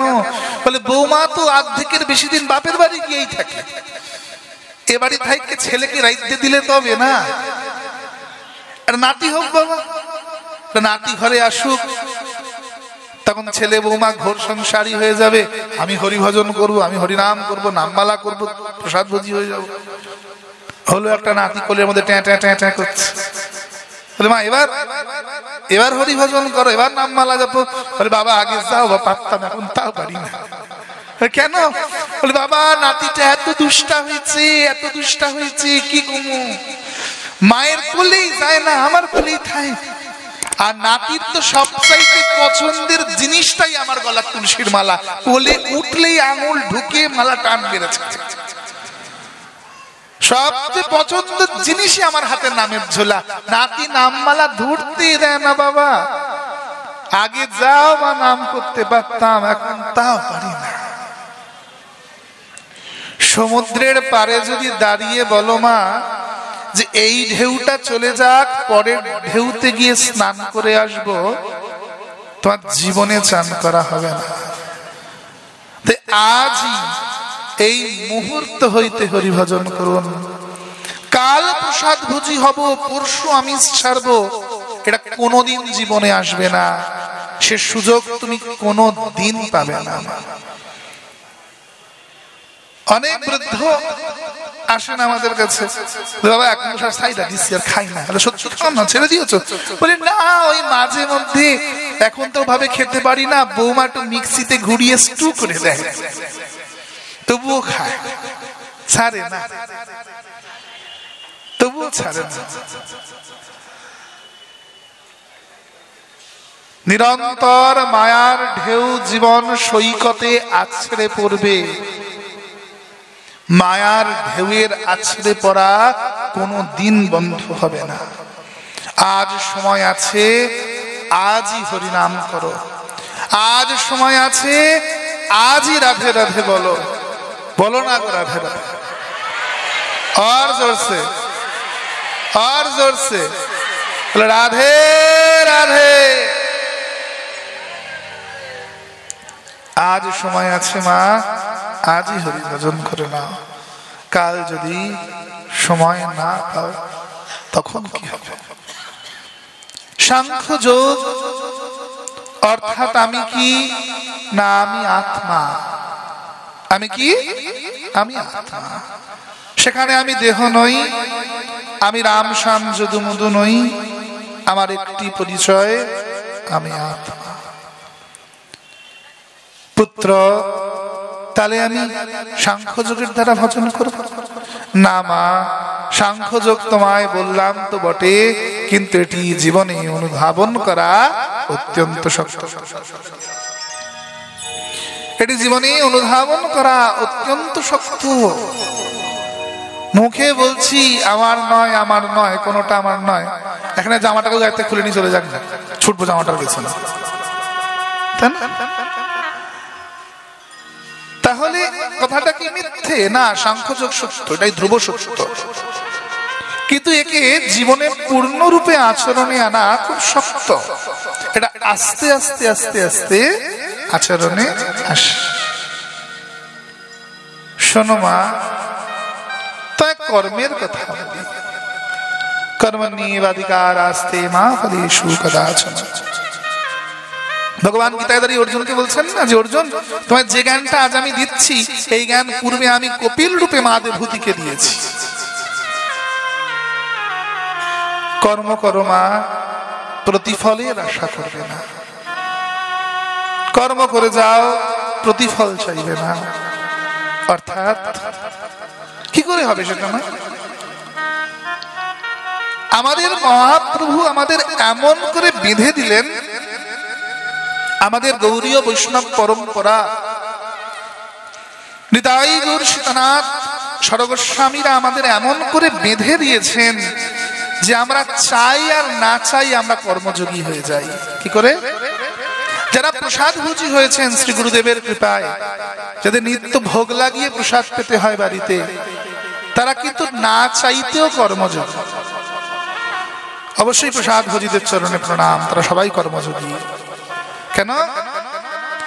যিনি প্রসাদ ভোজী রাত্রে শুতে যাচ্ছেন কেন? না, সকালে তাড়াতাড়ি উঠতে হবে, মঙ্গল আরতি করতে হবে। সকালে উঠলেন, দৌড়াদৌড়ি লেগে গেছে, তাড়াতাড়ি করে বাসন মাজতে হবে। কেন? না অর্চনে ঢুকতে হবে। অর্চনটা কোনো মতে হলো, ছুটতে হবে রান্নাঘরে। কেন? না তোমার ভোগের রান্না করতে হবে। ওগো একটু বাজার যাও গো। কেন? আজ ভগবান গোপাল ভোগে এটা খাবেন, নিয়ে আসো। তো বাজারটা আসছে কার জন্য? গোপালের জন্য। বাড়ির কর্তা চাকরি করতে যাচ্ছে কার জন্য? গোপালের জন্য। টাকাটা এনে গোপাল সেবা হবে, আগে আগে নিজে খাবেন। সন্ধ্যা হলো, সন্ধ্যা আরতি কীর্তন, রাত্রে শুতে যাচ্ছেন, আবার সকালের চিন্তা তাড়াতাড়ি উঠে মঙ্গলায় যেতে হবে। একটি প্রসাদ ভোজী চাক বা না চাক, তার আপনি আপ কর্মফল সমর্পণ হয়ে যায়। শ্রীকৃষ্ণে কর্মফল বস্তু, সে এমনি কর্মযোগী হয়ে যায়। কারণ যখনই তুমি অর্থটা রোজগার করে তোমাকে আগে এটা চিন্তা করতে হবে যে আমি টাকাটা নিয়ে যাচ্ছি আমাকে ভোগের জন্য বাজার করতে হবে, তাহলে তো আমার নিজের ভোগের জন্য হলো না, তাহলে সেখানে এটা এমনি কর্মযোগ হয়ে গেল। প্রসাদ ভোজী এমনিতেই কর্মযোগ। মানে এখন সবাই একাদশী করেন তো? হ্যাঁ, কেন করেন একাদশী? বলেন কেন করেন? জুড়ে বলেন। হ্যাঁ, দেহ শুদ্ধ করার জন্য। আমাদের গৌরীয় বৈষ্ণবের সিদ্ধান্ত অনুযায়ী আমরা একাদশী কেন করি না? শ্রীকৃষ্ণ প্রীতার্থে। কেন করি মা? শ্রীকৃষ্ণ প্রীতার্থে। গোবিন্দ প্রীত হবেন, তাই গোবিন্দ খুশি হবেন, প্রীত হবেন। গণেশ দুর্বায় খুশি হন, সূর্য অর্ঘ্যে, রুদ্র অর্থাৎ শিব অভিষেকে, আর দুর্গা পূজায় অর্চনা।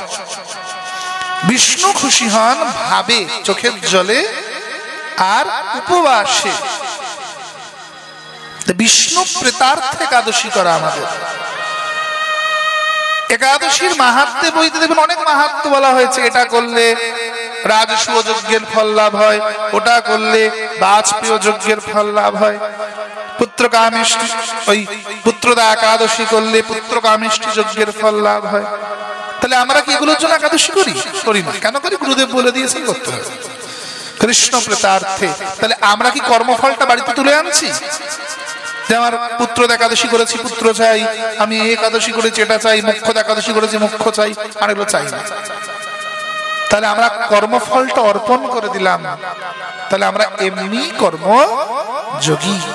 মা বললেন পুত্র, তাহলে আমি কর্মযোগ অবলম্বন করব। পুত্র বললেন না, এখানেও সমস্যা আছে। কি পুত্র? মা কর্মযোগী কর্মফল তো ত্যাগ করে দেয়, কর্মবন্ধন তো তার চলে যায়, কিন্তু কর্তৃত্ব বোধ জাগ্রত হয়ে যায়। মন দিয়ে বুঝবেন, কর্মযোগী কর্মফল তো ছেড়ে দিল, কর্মবন্ধন তো ছেড়ে দিল, কিন্তু কর্তৃত্ব বোধ জাগ্রত হয়ে গেল। ঘুরিয়ে ফিরিয়ে মানুষকে বলা যে আমি খুব ভজন, ও তুমি একাদশীর দিন আগুনেরটা খাও, আমি তো শুধু ফল খাই থাকি। ও তুই শাকার খাও, আগুনেরটা খাও, আমি তো খাই না। ও নিয়ম সেবা তুমি খাতে শো, আমি তো শুই না, মাটিতে শয়ন করি। এই ঘুরিয়ে ফিরিয়ে বলা যে আমি বিরাট বড় একটা ভজনীয় হয়ে উঠেছি, কর্তৃত্ববোধ। এর চেয়ে একটি বড় জিনিস দেখবেন, খেয়াল করে অপরাধ নেবেন না, যদি প্রসাদ ভোজীদের মধ্যে 90% দেখা যায় যে বেদ নিয়ম উল্লঙ্ঘন করে মায়েরা রজস্বালা অবস্থাতেও বিগ্রহ সেবা করে, করে না? অনেকে করে, আমি পার্সোনাল কাউকে বলছি না, আমি বলছি অধিকাংশ দেখা যায়।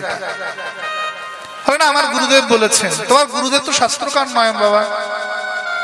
কোন গুরুদেব শাস্ত্রকার নন।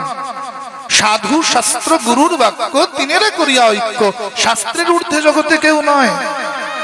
কোন গ্রন্থে কি লেখা আছে, কোন মহাজনী গ্রন্থে কি এমন বলা হয়েছে যে মায়েরা রজস্বাল অবস্থায় প্রসাদ ভোজী হয়ে গেলে ঠাকুর সেবা করতে পারবে? নেই, কোন গ্রন্থ কেউ দেখাতে পারবেন না, কোন গ্রন্থে লেখা নেই।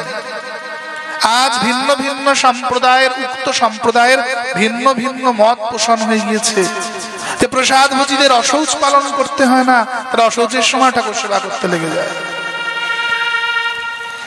কিন্তু কখনোই মারণ অশৌচ হোক, জানন অশৌচ হোক বা মাসিক অশৌচ হোক, মা বিগ্রহ সেবা প্রসাদ ভোজী হলেও করবেন না। গোপালকে কোন অন্য কোন প্রসাদ ভোজী মায়ের বাড়িতে দিয়ে আসবেন বা কাউকে বলবেন এসে সেবা করতে। যদি একদম না পারা যায়, হ্যাঁ কাউকে পেলাম না কোনো মতে, তাহলে কি আমার গোপাল না খেয়ে থাকবে? সেই ক্ষেত্রে সেবা করতে পারেন। কিন্তু আমি চেষ্টাই করলাম না, আগে ভাগে গিয়ে নিজে মনে করলাম আমি প্রসাদ ভোজী হয়ে গেছি বলে আমি শুদ্ধ হয়ে গেছি, আমি আগে থেকে ছুটলাম সেবা করতে, ওই অবস্থায় কখনোই কিন্তু এটা করা যাবে না। ওই কর্তৃত্ববোধ চলে আসে আমাদের মধ্যে যে আমরা বড় প্রসাদ ভোজী বৈষ্ণব, আমি বড় ভক্ত হয়ে উঠেছি, এবার আমি সব করতে পারি না। বেদ বিধির ঊর্ধ্বে কেউ কেউ সবসময় মাথায় রাখতে হবে। নিয়ম উল্লঙ্ঘন করা ধর্ম, ধর্ম নয়। নিয়ম উল্লঙ্ঘন করা ধর্মকে ধর্মাভাস বলা হয়। এতে সার্বিক কল্যাণ লাভ হয় না, ভক্তি মহারানীর দরজাটা বন্ধ হয়ে যায়। কেন? সেখানে অহমিকা চলে আসে, যাই বড় ভক্ত। যেই ভক্তত্ব অহংকার দেখা দেবে, ভক্তি থেকে উত্থিত যে অহংকার, ভক্তত্ব অহংকার দেখা দেবে, ভক্তি মহারানীর দরজাটা চিরতরে বন্ধ হয়ে যাবে, আর গোবিন্দ চরণ লাভ হবে না। সদা সর্বদা আমাদের মধ্যে যেন দাস অভিমান, কৃষ্ণ দাস অভিমানী যে আনন্দ সুন্দরী কোটি ব্রহ্মানন্দিতার নয় এক। মা বললেন, পুত্র তাহলে আমি কি করব, তোমার সব কথাই তো গুলিয়ে যাচ্ছে। কপিল মুনি মাকে ধাপে ধাপে বোঝাচ্ছে, একটা একটা। সাংখ্যে কি বললেন? আমি কে? আমি আত্মা, তাইতো? কপিল মুনি বললেন, মা শোনো, এবার তুমি আমি জ্ঞানের কথা বলি। সাংখ্য বলেছিল আমি আত্মা, জ্ঞান বললেন আমি আত্মা নই, আমিও পরমাত্মা। কি বললেন? আমিও পরমাত্মা। সাংখ্য বললেন আমি আত্মা, জ্ঞান বললেন আমিও পরমাত্মা। চিদানন্দ রূপায় শিবোহম শিবোহম।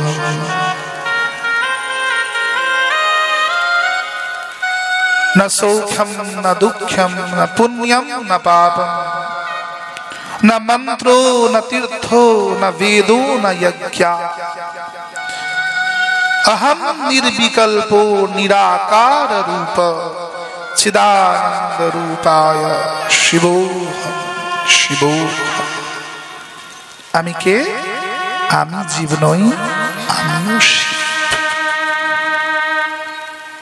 সাংখ্যযোগ আর জ্ঞান যোগের মধ্যে এটাই ফারাক। সাংখ্যযোগ বললেন আমি আত্মা, জ্ঞান যোগ বললেন আমি কি? আমিও পরমাত্মা, আমিও শিব। আমি অসি। আমি না তো পঞ্চভূতের দেহ, না আমি পঞ্চবায়ু পান অপান জ্ঞান উদান সমান, না পঞ্চতত্ত্ব ক্ষিতি অপ তেজ মরুদ বোমে আমার দেহ, আত্মার দেহ নেই। না আমার জন্ম আছে, না আছে মৃত্যু, না নৈব মাতা না পিতা চ বন্ধুশ্চ না মিত্রা, না গুরুশ্চ শিষ্য, চিদানন্দ রূপায় শিবোহম শিবোহম। আমার না মাতা আছে, না পিতা, না বন্ধু আছে, না সখা, না আমার গুরু আছে, না শিষ্য। আমি কি? আমি চৈতন্য স্বরূপ, আমি সৎ চিত এবং আনন্দ স্বরূপ। আমি সেই চৈতন্য সত্তা, সেই নির্বিকল্প আনন্দ, যে আনন্দের কোনো শেষ নেই। আমি সেই আনন্দ ঘন মূরতি। আমি কি? না আমি সেই শিব, আমি সেই শিব। আহম নিরাকারো নির্বিকল্প রূপ। আমি নারী নই, আমি পুরুষ নই, আমি ফর্সা নই, আমি কালো নই, আমি বেঁটে নই, আমি লম্বা নই, আমি শিব, আমি শিব। চিদানন্দ রূপায় শিবোহম শিবোহম। আমার না বেদ আছে, না আমার যজ্ঞ আছে। বেদের ভাগ আছে, ব্রাহ্মণ সামবেদীয় যজ্ঞ করবেন, ক্ষত্রিয় ঋগ্বেদীয় যজ্ঞ করবেন, বৈশ্য শূদ্ররা তার বাড়িতে যজুর্বেদীয় মতে পুজো হবে। কিন্তু যিনি এগুলোর ঊর্ধ্বে উঠেছেন, তার না বেদ আছে, না তীর্থ। তার কাছে তীর্থরূপী গঙ্গাও যা, তার কাছে একটি জঙ্গলও তা। তার কাছে বৃন্দাবনটা যা, তার কাছে নিজের বাড়িটাও তা। কেন? ওই যে বললেন না, যেথায় হয় মধুরাদপি মধুর বৃন্দাবন, যেথায় হয় হরিনাম সংকীর্তন, সেথায় মধুরাদপি মধুর বৃন্দাবন। তিনি এটি বিশ্বাস করেন যে এখানটাই বৃন্দাবন। কেন? আমার হরি কথায় বা আমাদের হরি আলোচনায় হরি এখানেই বিরাজ করছে। আলাদা করে কোনো তীর্থ নেই, না মন্ত্র, না তীর্থ, না সৌখম, না দুঃখম, না সুখ আছে, না দুঃখ। চিদানন্দ রূপায় শিবোহম শিবোহম।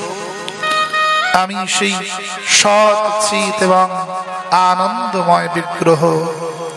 আমি শিব, আমি শিব। আমি নির্বিকল্প, আমি নিরাকার, আর কোনো আকার নেই। আমি নারী নই, আমি পুরুষ নই। আহম ভোজনম নৈব ভোজন ন ভোক্তা। আমি গ্রহণ করি না, আবার আমি ভোজনও নই, আবার ভোক্তা, অর্থাৎ অন্য কেউ আমাকে গ্রহণ করবেন বা উপভোগ করবেন, আমি সেই উপভোগের দ্রব্যও নই। আহম ভোজনম নৈব ভোজনম ন ভোক্তা। চিদানন্দ রূপায় শিবোহম শিবোহম। মন দিয়ে বুঝবেন মায়েরা, কারণ কপিল গীতায়, কপিল সংহিতায় সবচেয়ে শক্ত জায়গা এটাই, জ্ঞান যোগ। আমি না তো ভোজন করি, না আমি ভোজনের দ্রব্য, না আমি ভোক্তা, না অন্য কোন ভোক্তা আমায় ভোগ করতে পারে।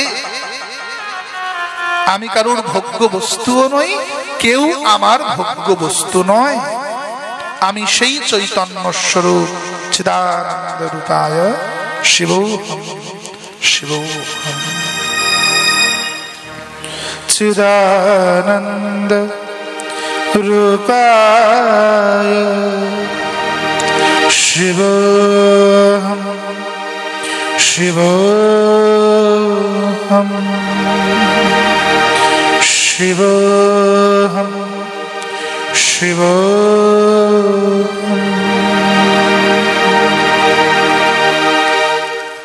সাংখ্য বলেছিলেন আমি আত্মা, জ্ঞান বললেন আমিও পরমাত্মা। জ্ঞান যুগ কি বললেন? সাংখ্য বললেন পরমাত্মা হইতে আত্মার সৃষ্টি। আত্মা আমি কোথা থেকে এসেছি? পরমাত্মা হইতে সৃষ্টি। তাহলে পরমাত্মা হইতে আত্মার সৃষ্টি। বড় একটা মিশ্রির ঢালা থেকে ছোট মিশ্রির ঢালা বেরিয়ে এসেছে। জ্ঞান বললেন যদি বড় মিশ্রির ঢালা থেকে ছোট মিশ্রির ঢালা বেরিয়ে আসে, তাহলে ছোট মিশ্রির ঢালাটাকে কি বলা হবে? এটাও মিশ্রি।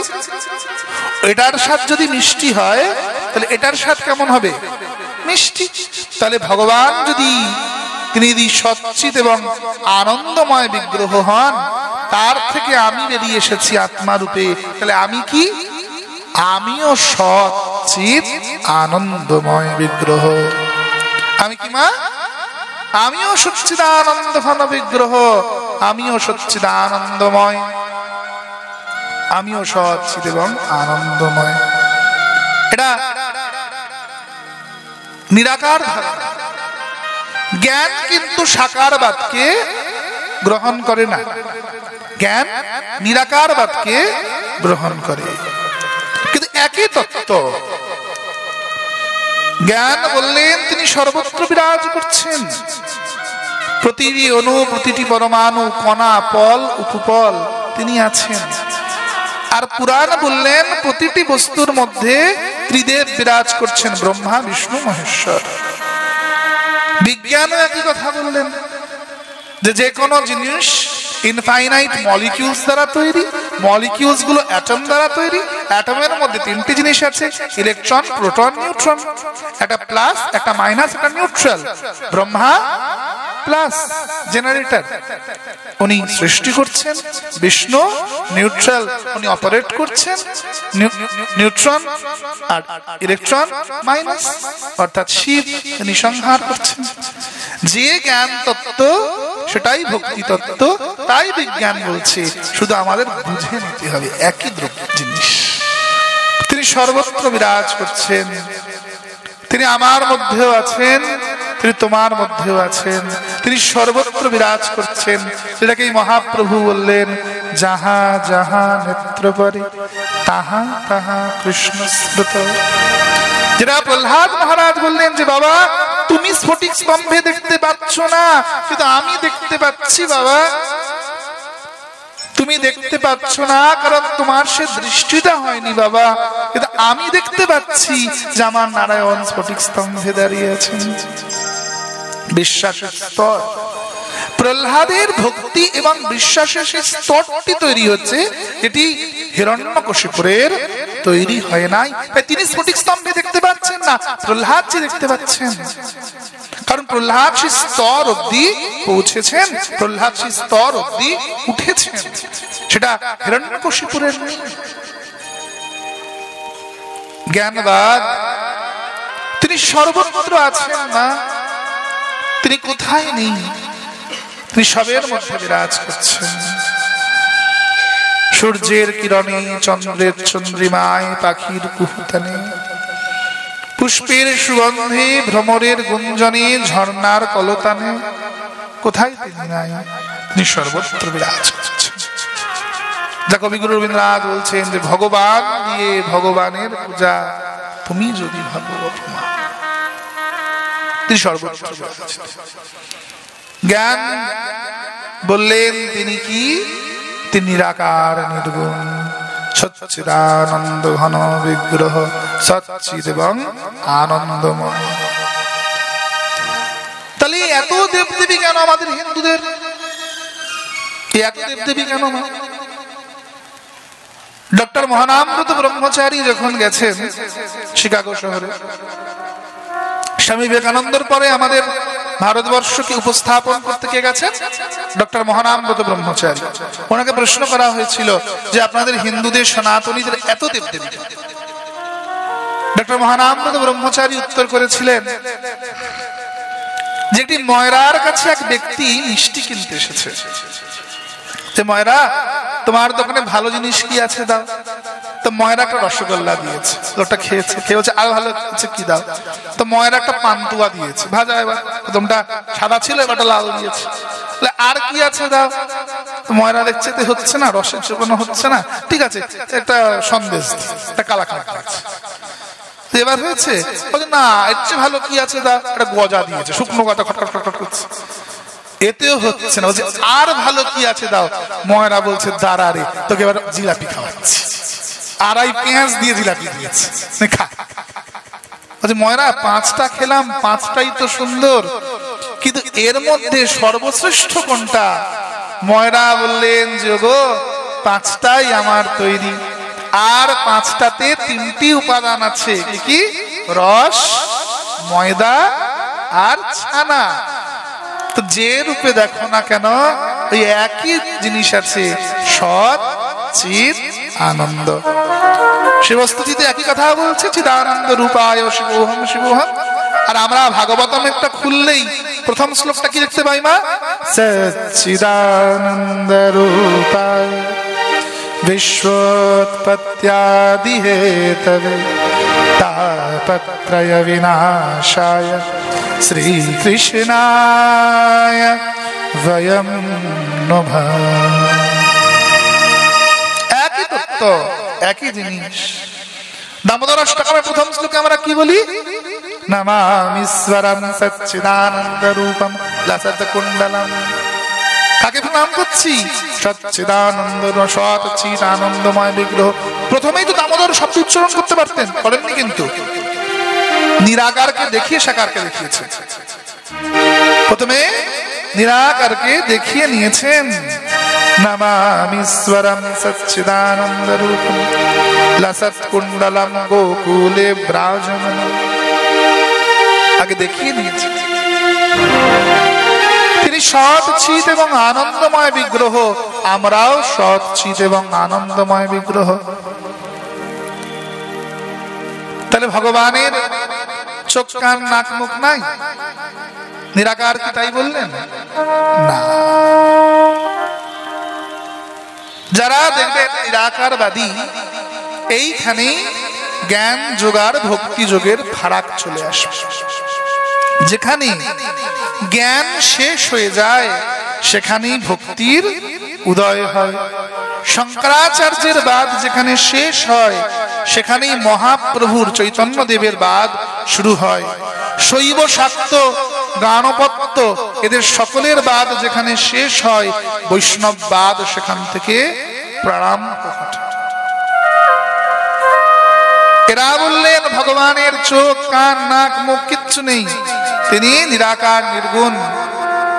দেখবেন যারা নিরাকারবাদী তারা দিনে 5 বার করে চিৎকার করছে, হে ঈশ্বর সৃষ্টিকর্তা তুমি মহান, হে সৃষ্টিকর্তা তুমি মহান, তাই না? 5 বার করে চিৎকার করে স্তুতি করছে, হে সৃষ্টিকর্তা তুমি মহান, হে সৃষ্টিকর্তা তুমি মহান। তাহলে যদি বলি যে সেই ঈশ্বর নিরাকার, তার চোখ নাই কান নাই, স্তুতিটা যে করছো শুনবে কে বাবা? স্তুতিটা যে করছো শুনবে কে? শুনতে গেলে তো কান লাগে। তার মানে তোমার নিরাকার ভগবানের কান আছে, তার মানে তোমার নিরাকার ভগবানের শ্রবণ ইন্দ্রিয় আছে। তুমি বলছো আমাদের সৃষ্টিকর্তা দেখতে পান, কে পাপ করছে কে পুণ্য করছে, তাই না? তার মানে তার দর্শন ইন্দ্রিয় আছে, চোখ আছে। তুই বলছো তোমার নিরাকার নির্গুণ ব্রহ্ম, তিনি পাপ পুণ্য অনুযায়ী স্বর্গ বা নরকে পাঠান, বেহেশত বা দোজখে পাঠান। তাহলে নিক্ষেপ করতে গেলে তো হাত লাগবে, কর্মেন্দ্রিয় লাগবে, তবে তার হাত আছে।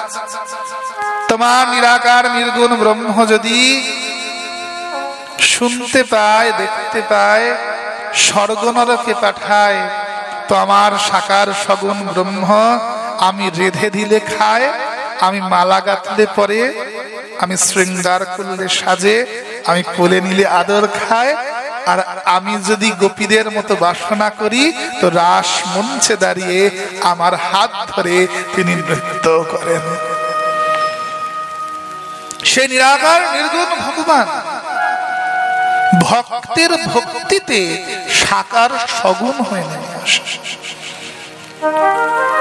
পরীক্ষিতের রাজসভায় যখন সুখমণিপাদ প্রবেশ করছেন, প্রবেশ করে প্রথম কথাই পরীক্ষিতকে বলছেন যে শোনো পরীক্ষিত, আমার নিষ্ঠা কিন্তু সাকার সগুণ ব্রহ্মে নয়, আমার ইষ্ট নিরাকার নির্গুণ ব্রহ্ম, আমি কিন্তু সাকার সগুণ ব্রহ্মের উপাসক নই। আমার ইষ্ট নিরাকার নির্গুণ ব্রহ্ম। পরীক্ষিত বললেন, তাহলে কি আপনি আমাকে নিরাকারের কথা শোনাতে এসেছেন?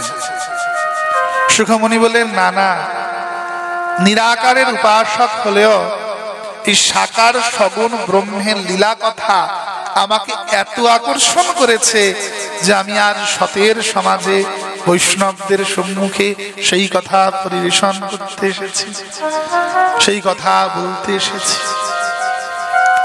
সে নিরাকার নির্গুণ ব্রহ্মই ভক্তের ভক্তিতে সাকার সগুণ হয়ে সেই বিগ্রহের মধ্যে আসেন। কখন আসেন? যখন ভক্ত তার পূর্ণ বাঞ্ছা দিয়ে তাকে আবাহন করেন। ভক্তের ভক্তিতেই তার আগমন ঘটে, নইলে আগমন ঘটে না। ভক্তের ভক্তিতেই তার আগমন ঘটে। কিন্তু বিগ্রহ সেবার তিনটি নিয়ম। কি কি? প্রথম, বিগ্রহটি হতে হবে ধ্যান মন্ত্র অনুযায়ী। দ্বিতীয়, পুরোহিতের পাণ্ডিত্য এবং ভক্তি। তৃতীয়, ভক্তের আত্মসমর্পণ। মন দিয়ে বুঝবেন। প্রথম কি বললাম? প্রথমটাই হচ্ছে বিগ্রহ। বিগ্রহ যদি ধ্যান মন্ত্র অনুযায়ী না হয়, বিগ্রহ যদি ধ্যান মন্ত্র ছাড়া হয়, তাহলে কিন্তু সেই বিগ্রহে পূজায় সমর্পিত হবে না। আজ দুদিন আগে সরস্বতী পূজা গেল না, তাই তো? সেটা নিয়ে বলি, বুঝতে সুবিধা হবে। বাজারে কি দেখেছেন? হরেক রকমের সরস্বতী, কোনটা লাল, কোনটা নীল, কোনটা সবুজ, কোনটা গোলাপি, তাই না? কিন্তু ধ্যান মন্ত্র তো বলে দিয়েছেন, যা কুন্দেন্দু তুষার হার ধবলা, ইয়া শুভ্রবস্তাবৃতা, ইয়া বীণাবরদণ্ড মণ্ডিতকরা। তোকে ধ্যান মন্ত্র জানিয়ে দিয়েছেন মা, তিনি কুন্দেন্দু তুষার হার ধবলা। গাত্রবর্ণ কেমন হবে? সাদা। গায়ের শাড়ি কি হবে? সাদা। গলার হারটা কি হবে? তুষার হার ধবলা। গলায় যদি গোল্ডেন রঙের, গোলাপি রঙের, সবুজ রঙের দিয়ে সাজাতে গোজাতে হতো, তাহলে তো ঋষিরা ধ্যান মন্ত্র লিখতেন না কষ্ট করে, তাই না? তিনি রাধারানী নন যে নীলাম্বরী পরবেন। তিনি লক্ষ্মী নন যে হলুদ বসন করবেন না। বসন্তের দেবী বলে আমরা হলুদ পরাই না, এটা আমরা জোর করে বানিয়ে নিয়েছি। তিনি জ্ঞানময়ী দেবী। শুক্লা পঞ্চমীতে তার পুজো বিধেয়, তার মানে তিনি বসন্তের দেবী নন। এটা মূর্খামি। এবং আমরা সনাতনীরা নিজেরা নিজেদের ধর্মকে বিকৃত করে ফেলি। আমরা মূর্তি তো কিনে আনি, কিন্তু ঋষিরা যে মূর্তিগুলো আমাদের সাধন করতে বলেছেন, তার যে ধ্যান মন্ত্রগুলো দিয়েছেন, তাকে আমাদের কিছু বোঝাতে চেয়েছেন, সেটা আমরা শুনতে চাইলাম না। তাহলে কালী, লক্ষ্মী আর সরস্বতীর ভিন্নতা থাকতো না। কালী কালো, কারণ তিনি তামসিক দেবী। লক্ষ্মী হলুদ, কারণ তিনি রজগুণের দেবী, টাকা দেবেন। কালী সংহার করবেন কালো। সরস্বতী তিনি শতগুণের দেবী, তিনি সাদা। তাকে হলুদ পরিয়ে যদি পুজো করি, আমার বিদ্যাটাও রজগুণ সম্পন্নই হবে। আমার বিদ্যা কিন্তু শতগুণ সম্পন্ন হতে পারে না। আমার বিদ্যা কদাপি শতগুণ সম্পন্ন হয়ে উঠবে না মা। ঋষিরা যেটি বলেছেন আমাদের সেটি পালন করতেই হবে। আজ এই কয়েক বছর দেখবেন গোপালের মূর্তিটাও পাল্টে গিয়েছে। এতদিন আমাদের গোপাল হামাগুড়ি দিতেন, হাতে নাড়ু ধরতেন। ইদানিং কালে গোপাল তিনি আর হামাগুড়ি দেন না, তিনি বসে পড়েছেন। আমার বাড়ির সাধারণ বাচ্চা যেভাবে বসে, আর গোপালের মূর্তিটা যদি এক হয়ে যায়, দুটো কিন্তু সমান নয়। হ্যাঁ, আমাদের বাৎসল্য প্রেম আছে, ঠিক আছে, কিন্তু যখনই আমরা বৈদিক ধ্যান মন্ত্র বা পৌরাণিক ধ্যান মন্ত্রকে বিকৃত করে মূর্তিটাকে পাল্টে ফেলছি, সেখানে মূর্তির অর্থ পাল্টে যাচ্ছে। এবং এখন নতুন একটি চল সৃষ্টি হয়েছে, দেখবেন যে ঘরে ঘরে রাধারানীরও বাচ্চা মূর্তি পুজো করা, লালি। ওটা বৃন্দাবনে বর্ষানাতে ওই রাবেল গ্রামেই মানায়, আমাদের বাড়িতে মানায় না। রাধারানী বাৎসল্য ভাবের দেবী নন, রাধারানী মাধুর্য ভাবের দেবী। মন দিয়ে বুঝবেন, ভগবান কৃষ্ণচন্দ্রের মধ্যে 5টা রস পূর্ণ রূপে আছে, শান্ত, দাস্য, সখ্য, বাৎসল্য, মধুর। সেখানে 5টা রস পূর্ণ রূপে বিদ্যমান। তাই তাকে বাচ্চা রূপেও পুজো করা যায়, তাকে বন্ধু রূপে ভাবা যায়, তাকে বাবা রূপে ভাবা যায়, রাজনৈতিক নেতা রূপে ভাবা যায়, তাকে স্বামী রূপে ভাবা যায়, তাকে প্রেমিক রূপে ভাবা যায়, ভগবান রূপে ভাবা যায়। কিন্তু শ্রীমতী রাধারানী তিনি মাধুর্যময়ী দেবী, তাকে কৃষ্ণ প্রেয়সী রূপেই তোমায় অর্চনা করতে হবে। তিনি বাৎসল্যের দেবী নন, তিনি কদাপি বাৎসল্যের দেবী হতে পারেন না। আমাদের মহাজনরা রূপ সনাতন এমন কলম দিয়ে জাননি, আমাদের জীব গোস্বামীপাদ আমাদের এমন শিক্ষা দিয়ে জাননি যে রাধারানীর বাৎসল্য মূর্তি আমাদের পুজো করতে হবে। কিন্তু আজ ট্রেন্ড এসেছে, আমরা নতুনত্ব করতে ভালোবাসি, আমরা প্রাচীনত্বকে পরিত্যাগ করে নতুনত্বতে গা ভাসাতে ভালোবাসি, আমরা ধর্মের অর্থ না বুঝে ধর্মাভাস করতে ভালোবাসি। বিগ্রহগুলো আমাদের কিছু বলতে চায়। ঋষিরা যেভাবে বর্ণন করেছেন, আমরা তার বাইরে গিয়ে বিগ্রহ সেবা করতে পারি না, এ অধিকার আমাদের নেই। আর যদি করি, সেটা কেবল টাকার শ্রাদ্ধই হবে, রাজস্বিক পূজাই হবে, সেটা কখনোই প্রকৃত ধর্মযাজন হবে না।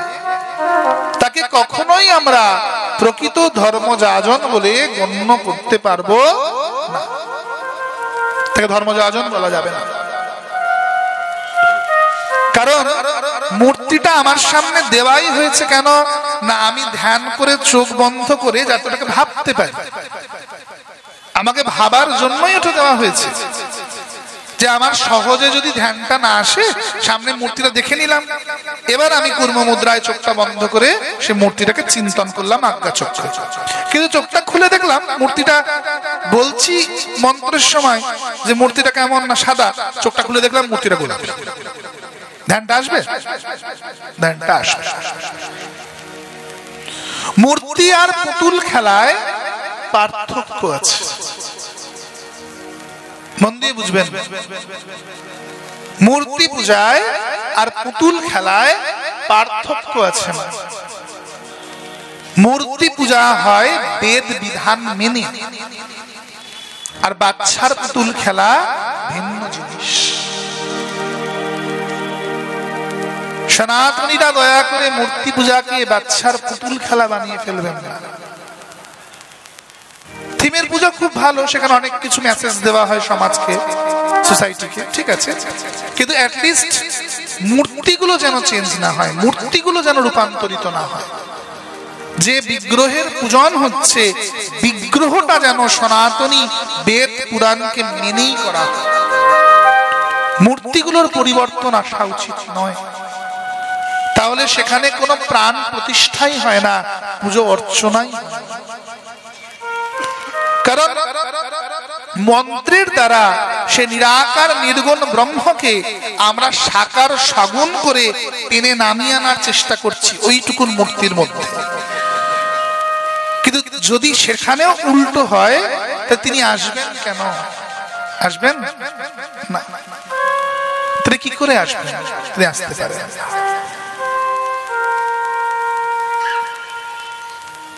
শোনো মা, তোমায় ভক্তির কথা বলি। জ্ঞানবাদ যেখানে শেষ হয় সেখানে ভক্তিবাদের প্রারম্ভ ঘটে। এই ভক্তি ক প্রকার?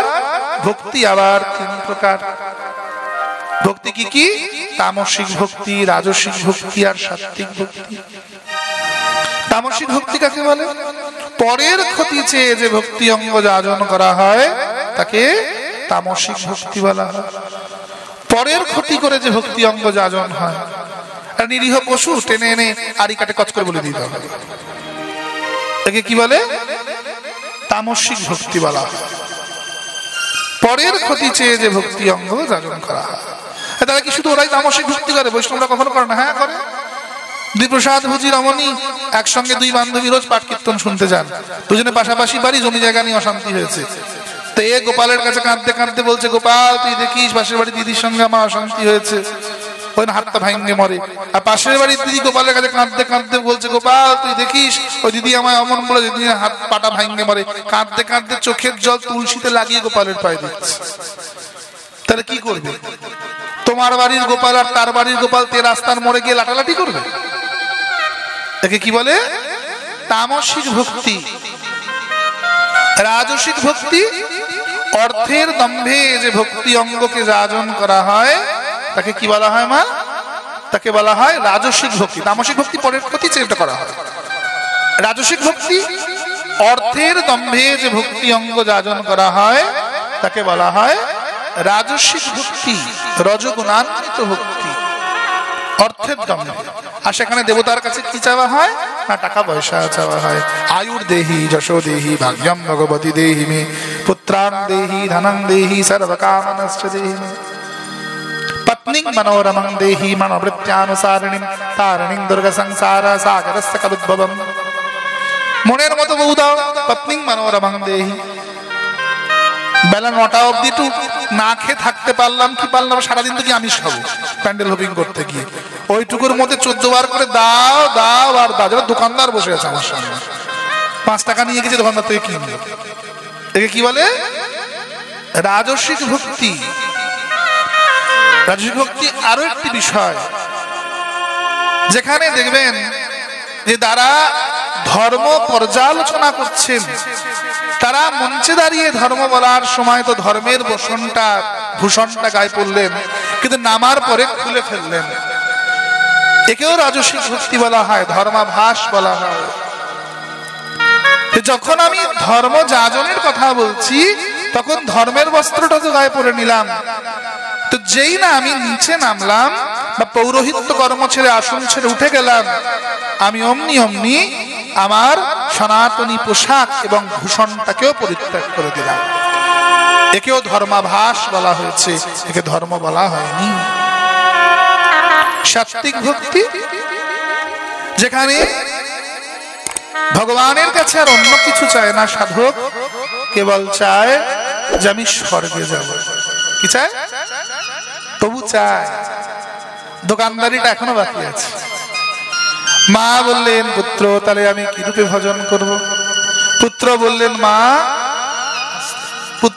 মা ভক্তি হবে এই 3 গুণের ঊর্ধ্বে, ত্রিগুণাতীত। তামসিক থেকে রাজসিক, রাজসিক থেকে সাত্ত্বিক, এই 3 গুণের ঊর্ধ্বে গিয়ে ভগবানের কাছে না তো তুমি পরের ক্ষতি চাইবে, না টাকা পয়সা, না স্বর্গ। মহাপ্রভু বললেন, স্বর্গ যে সুখের ধাম তাহার না নিও নাম, তার নামও গ্রহণ করবে না। কি চাইবে? না প্রভু তোমার কিসে প্রীতি হয়, সেবা অভিলাষ চাইবে। ললিতা বিশাখায়াদি যত সখীবৃন্দ আজ্ঞায় করিব সেবা চরণার বৃন্দ। শ্রীকৃষ্ণ চৈতন্য প্রভু দাসের অনুদাস, সেবা অভিলাষে মাগে নরোত্তম দাস। আমরা যেন হরিনাম করতে পারি, কৃষ্ণ কৃষ্ণ বলতে পারি, এটাই আমরা একমাত্র বাঞ্ছা করব। আপনাদের কাছে একটি ছোট্ট অনুরোধ, এই ধরনের আরো ভিডিও দেখতে চ্যানেলটিকে এখনই সাবস্ক্রাইব করুন।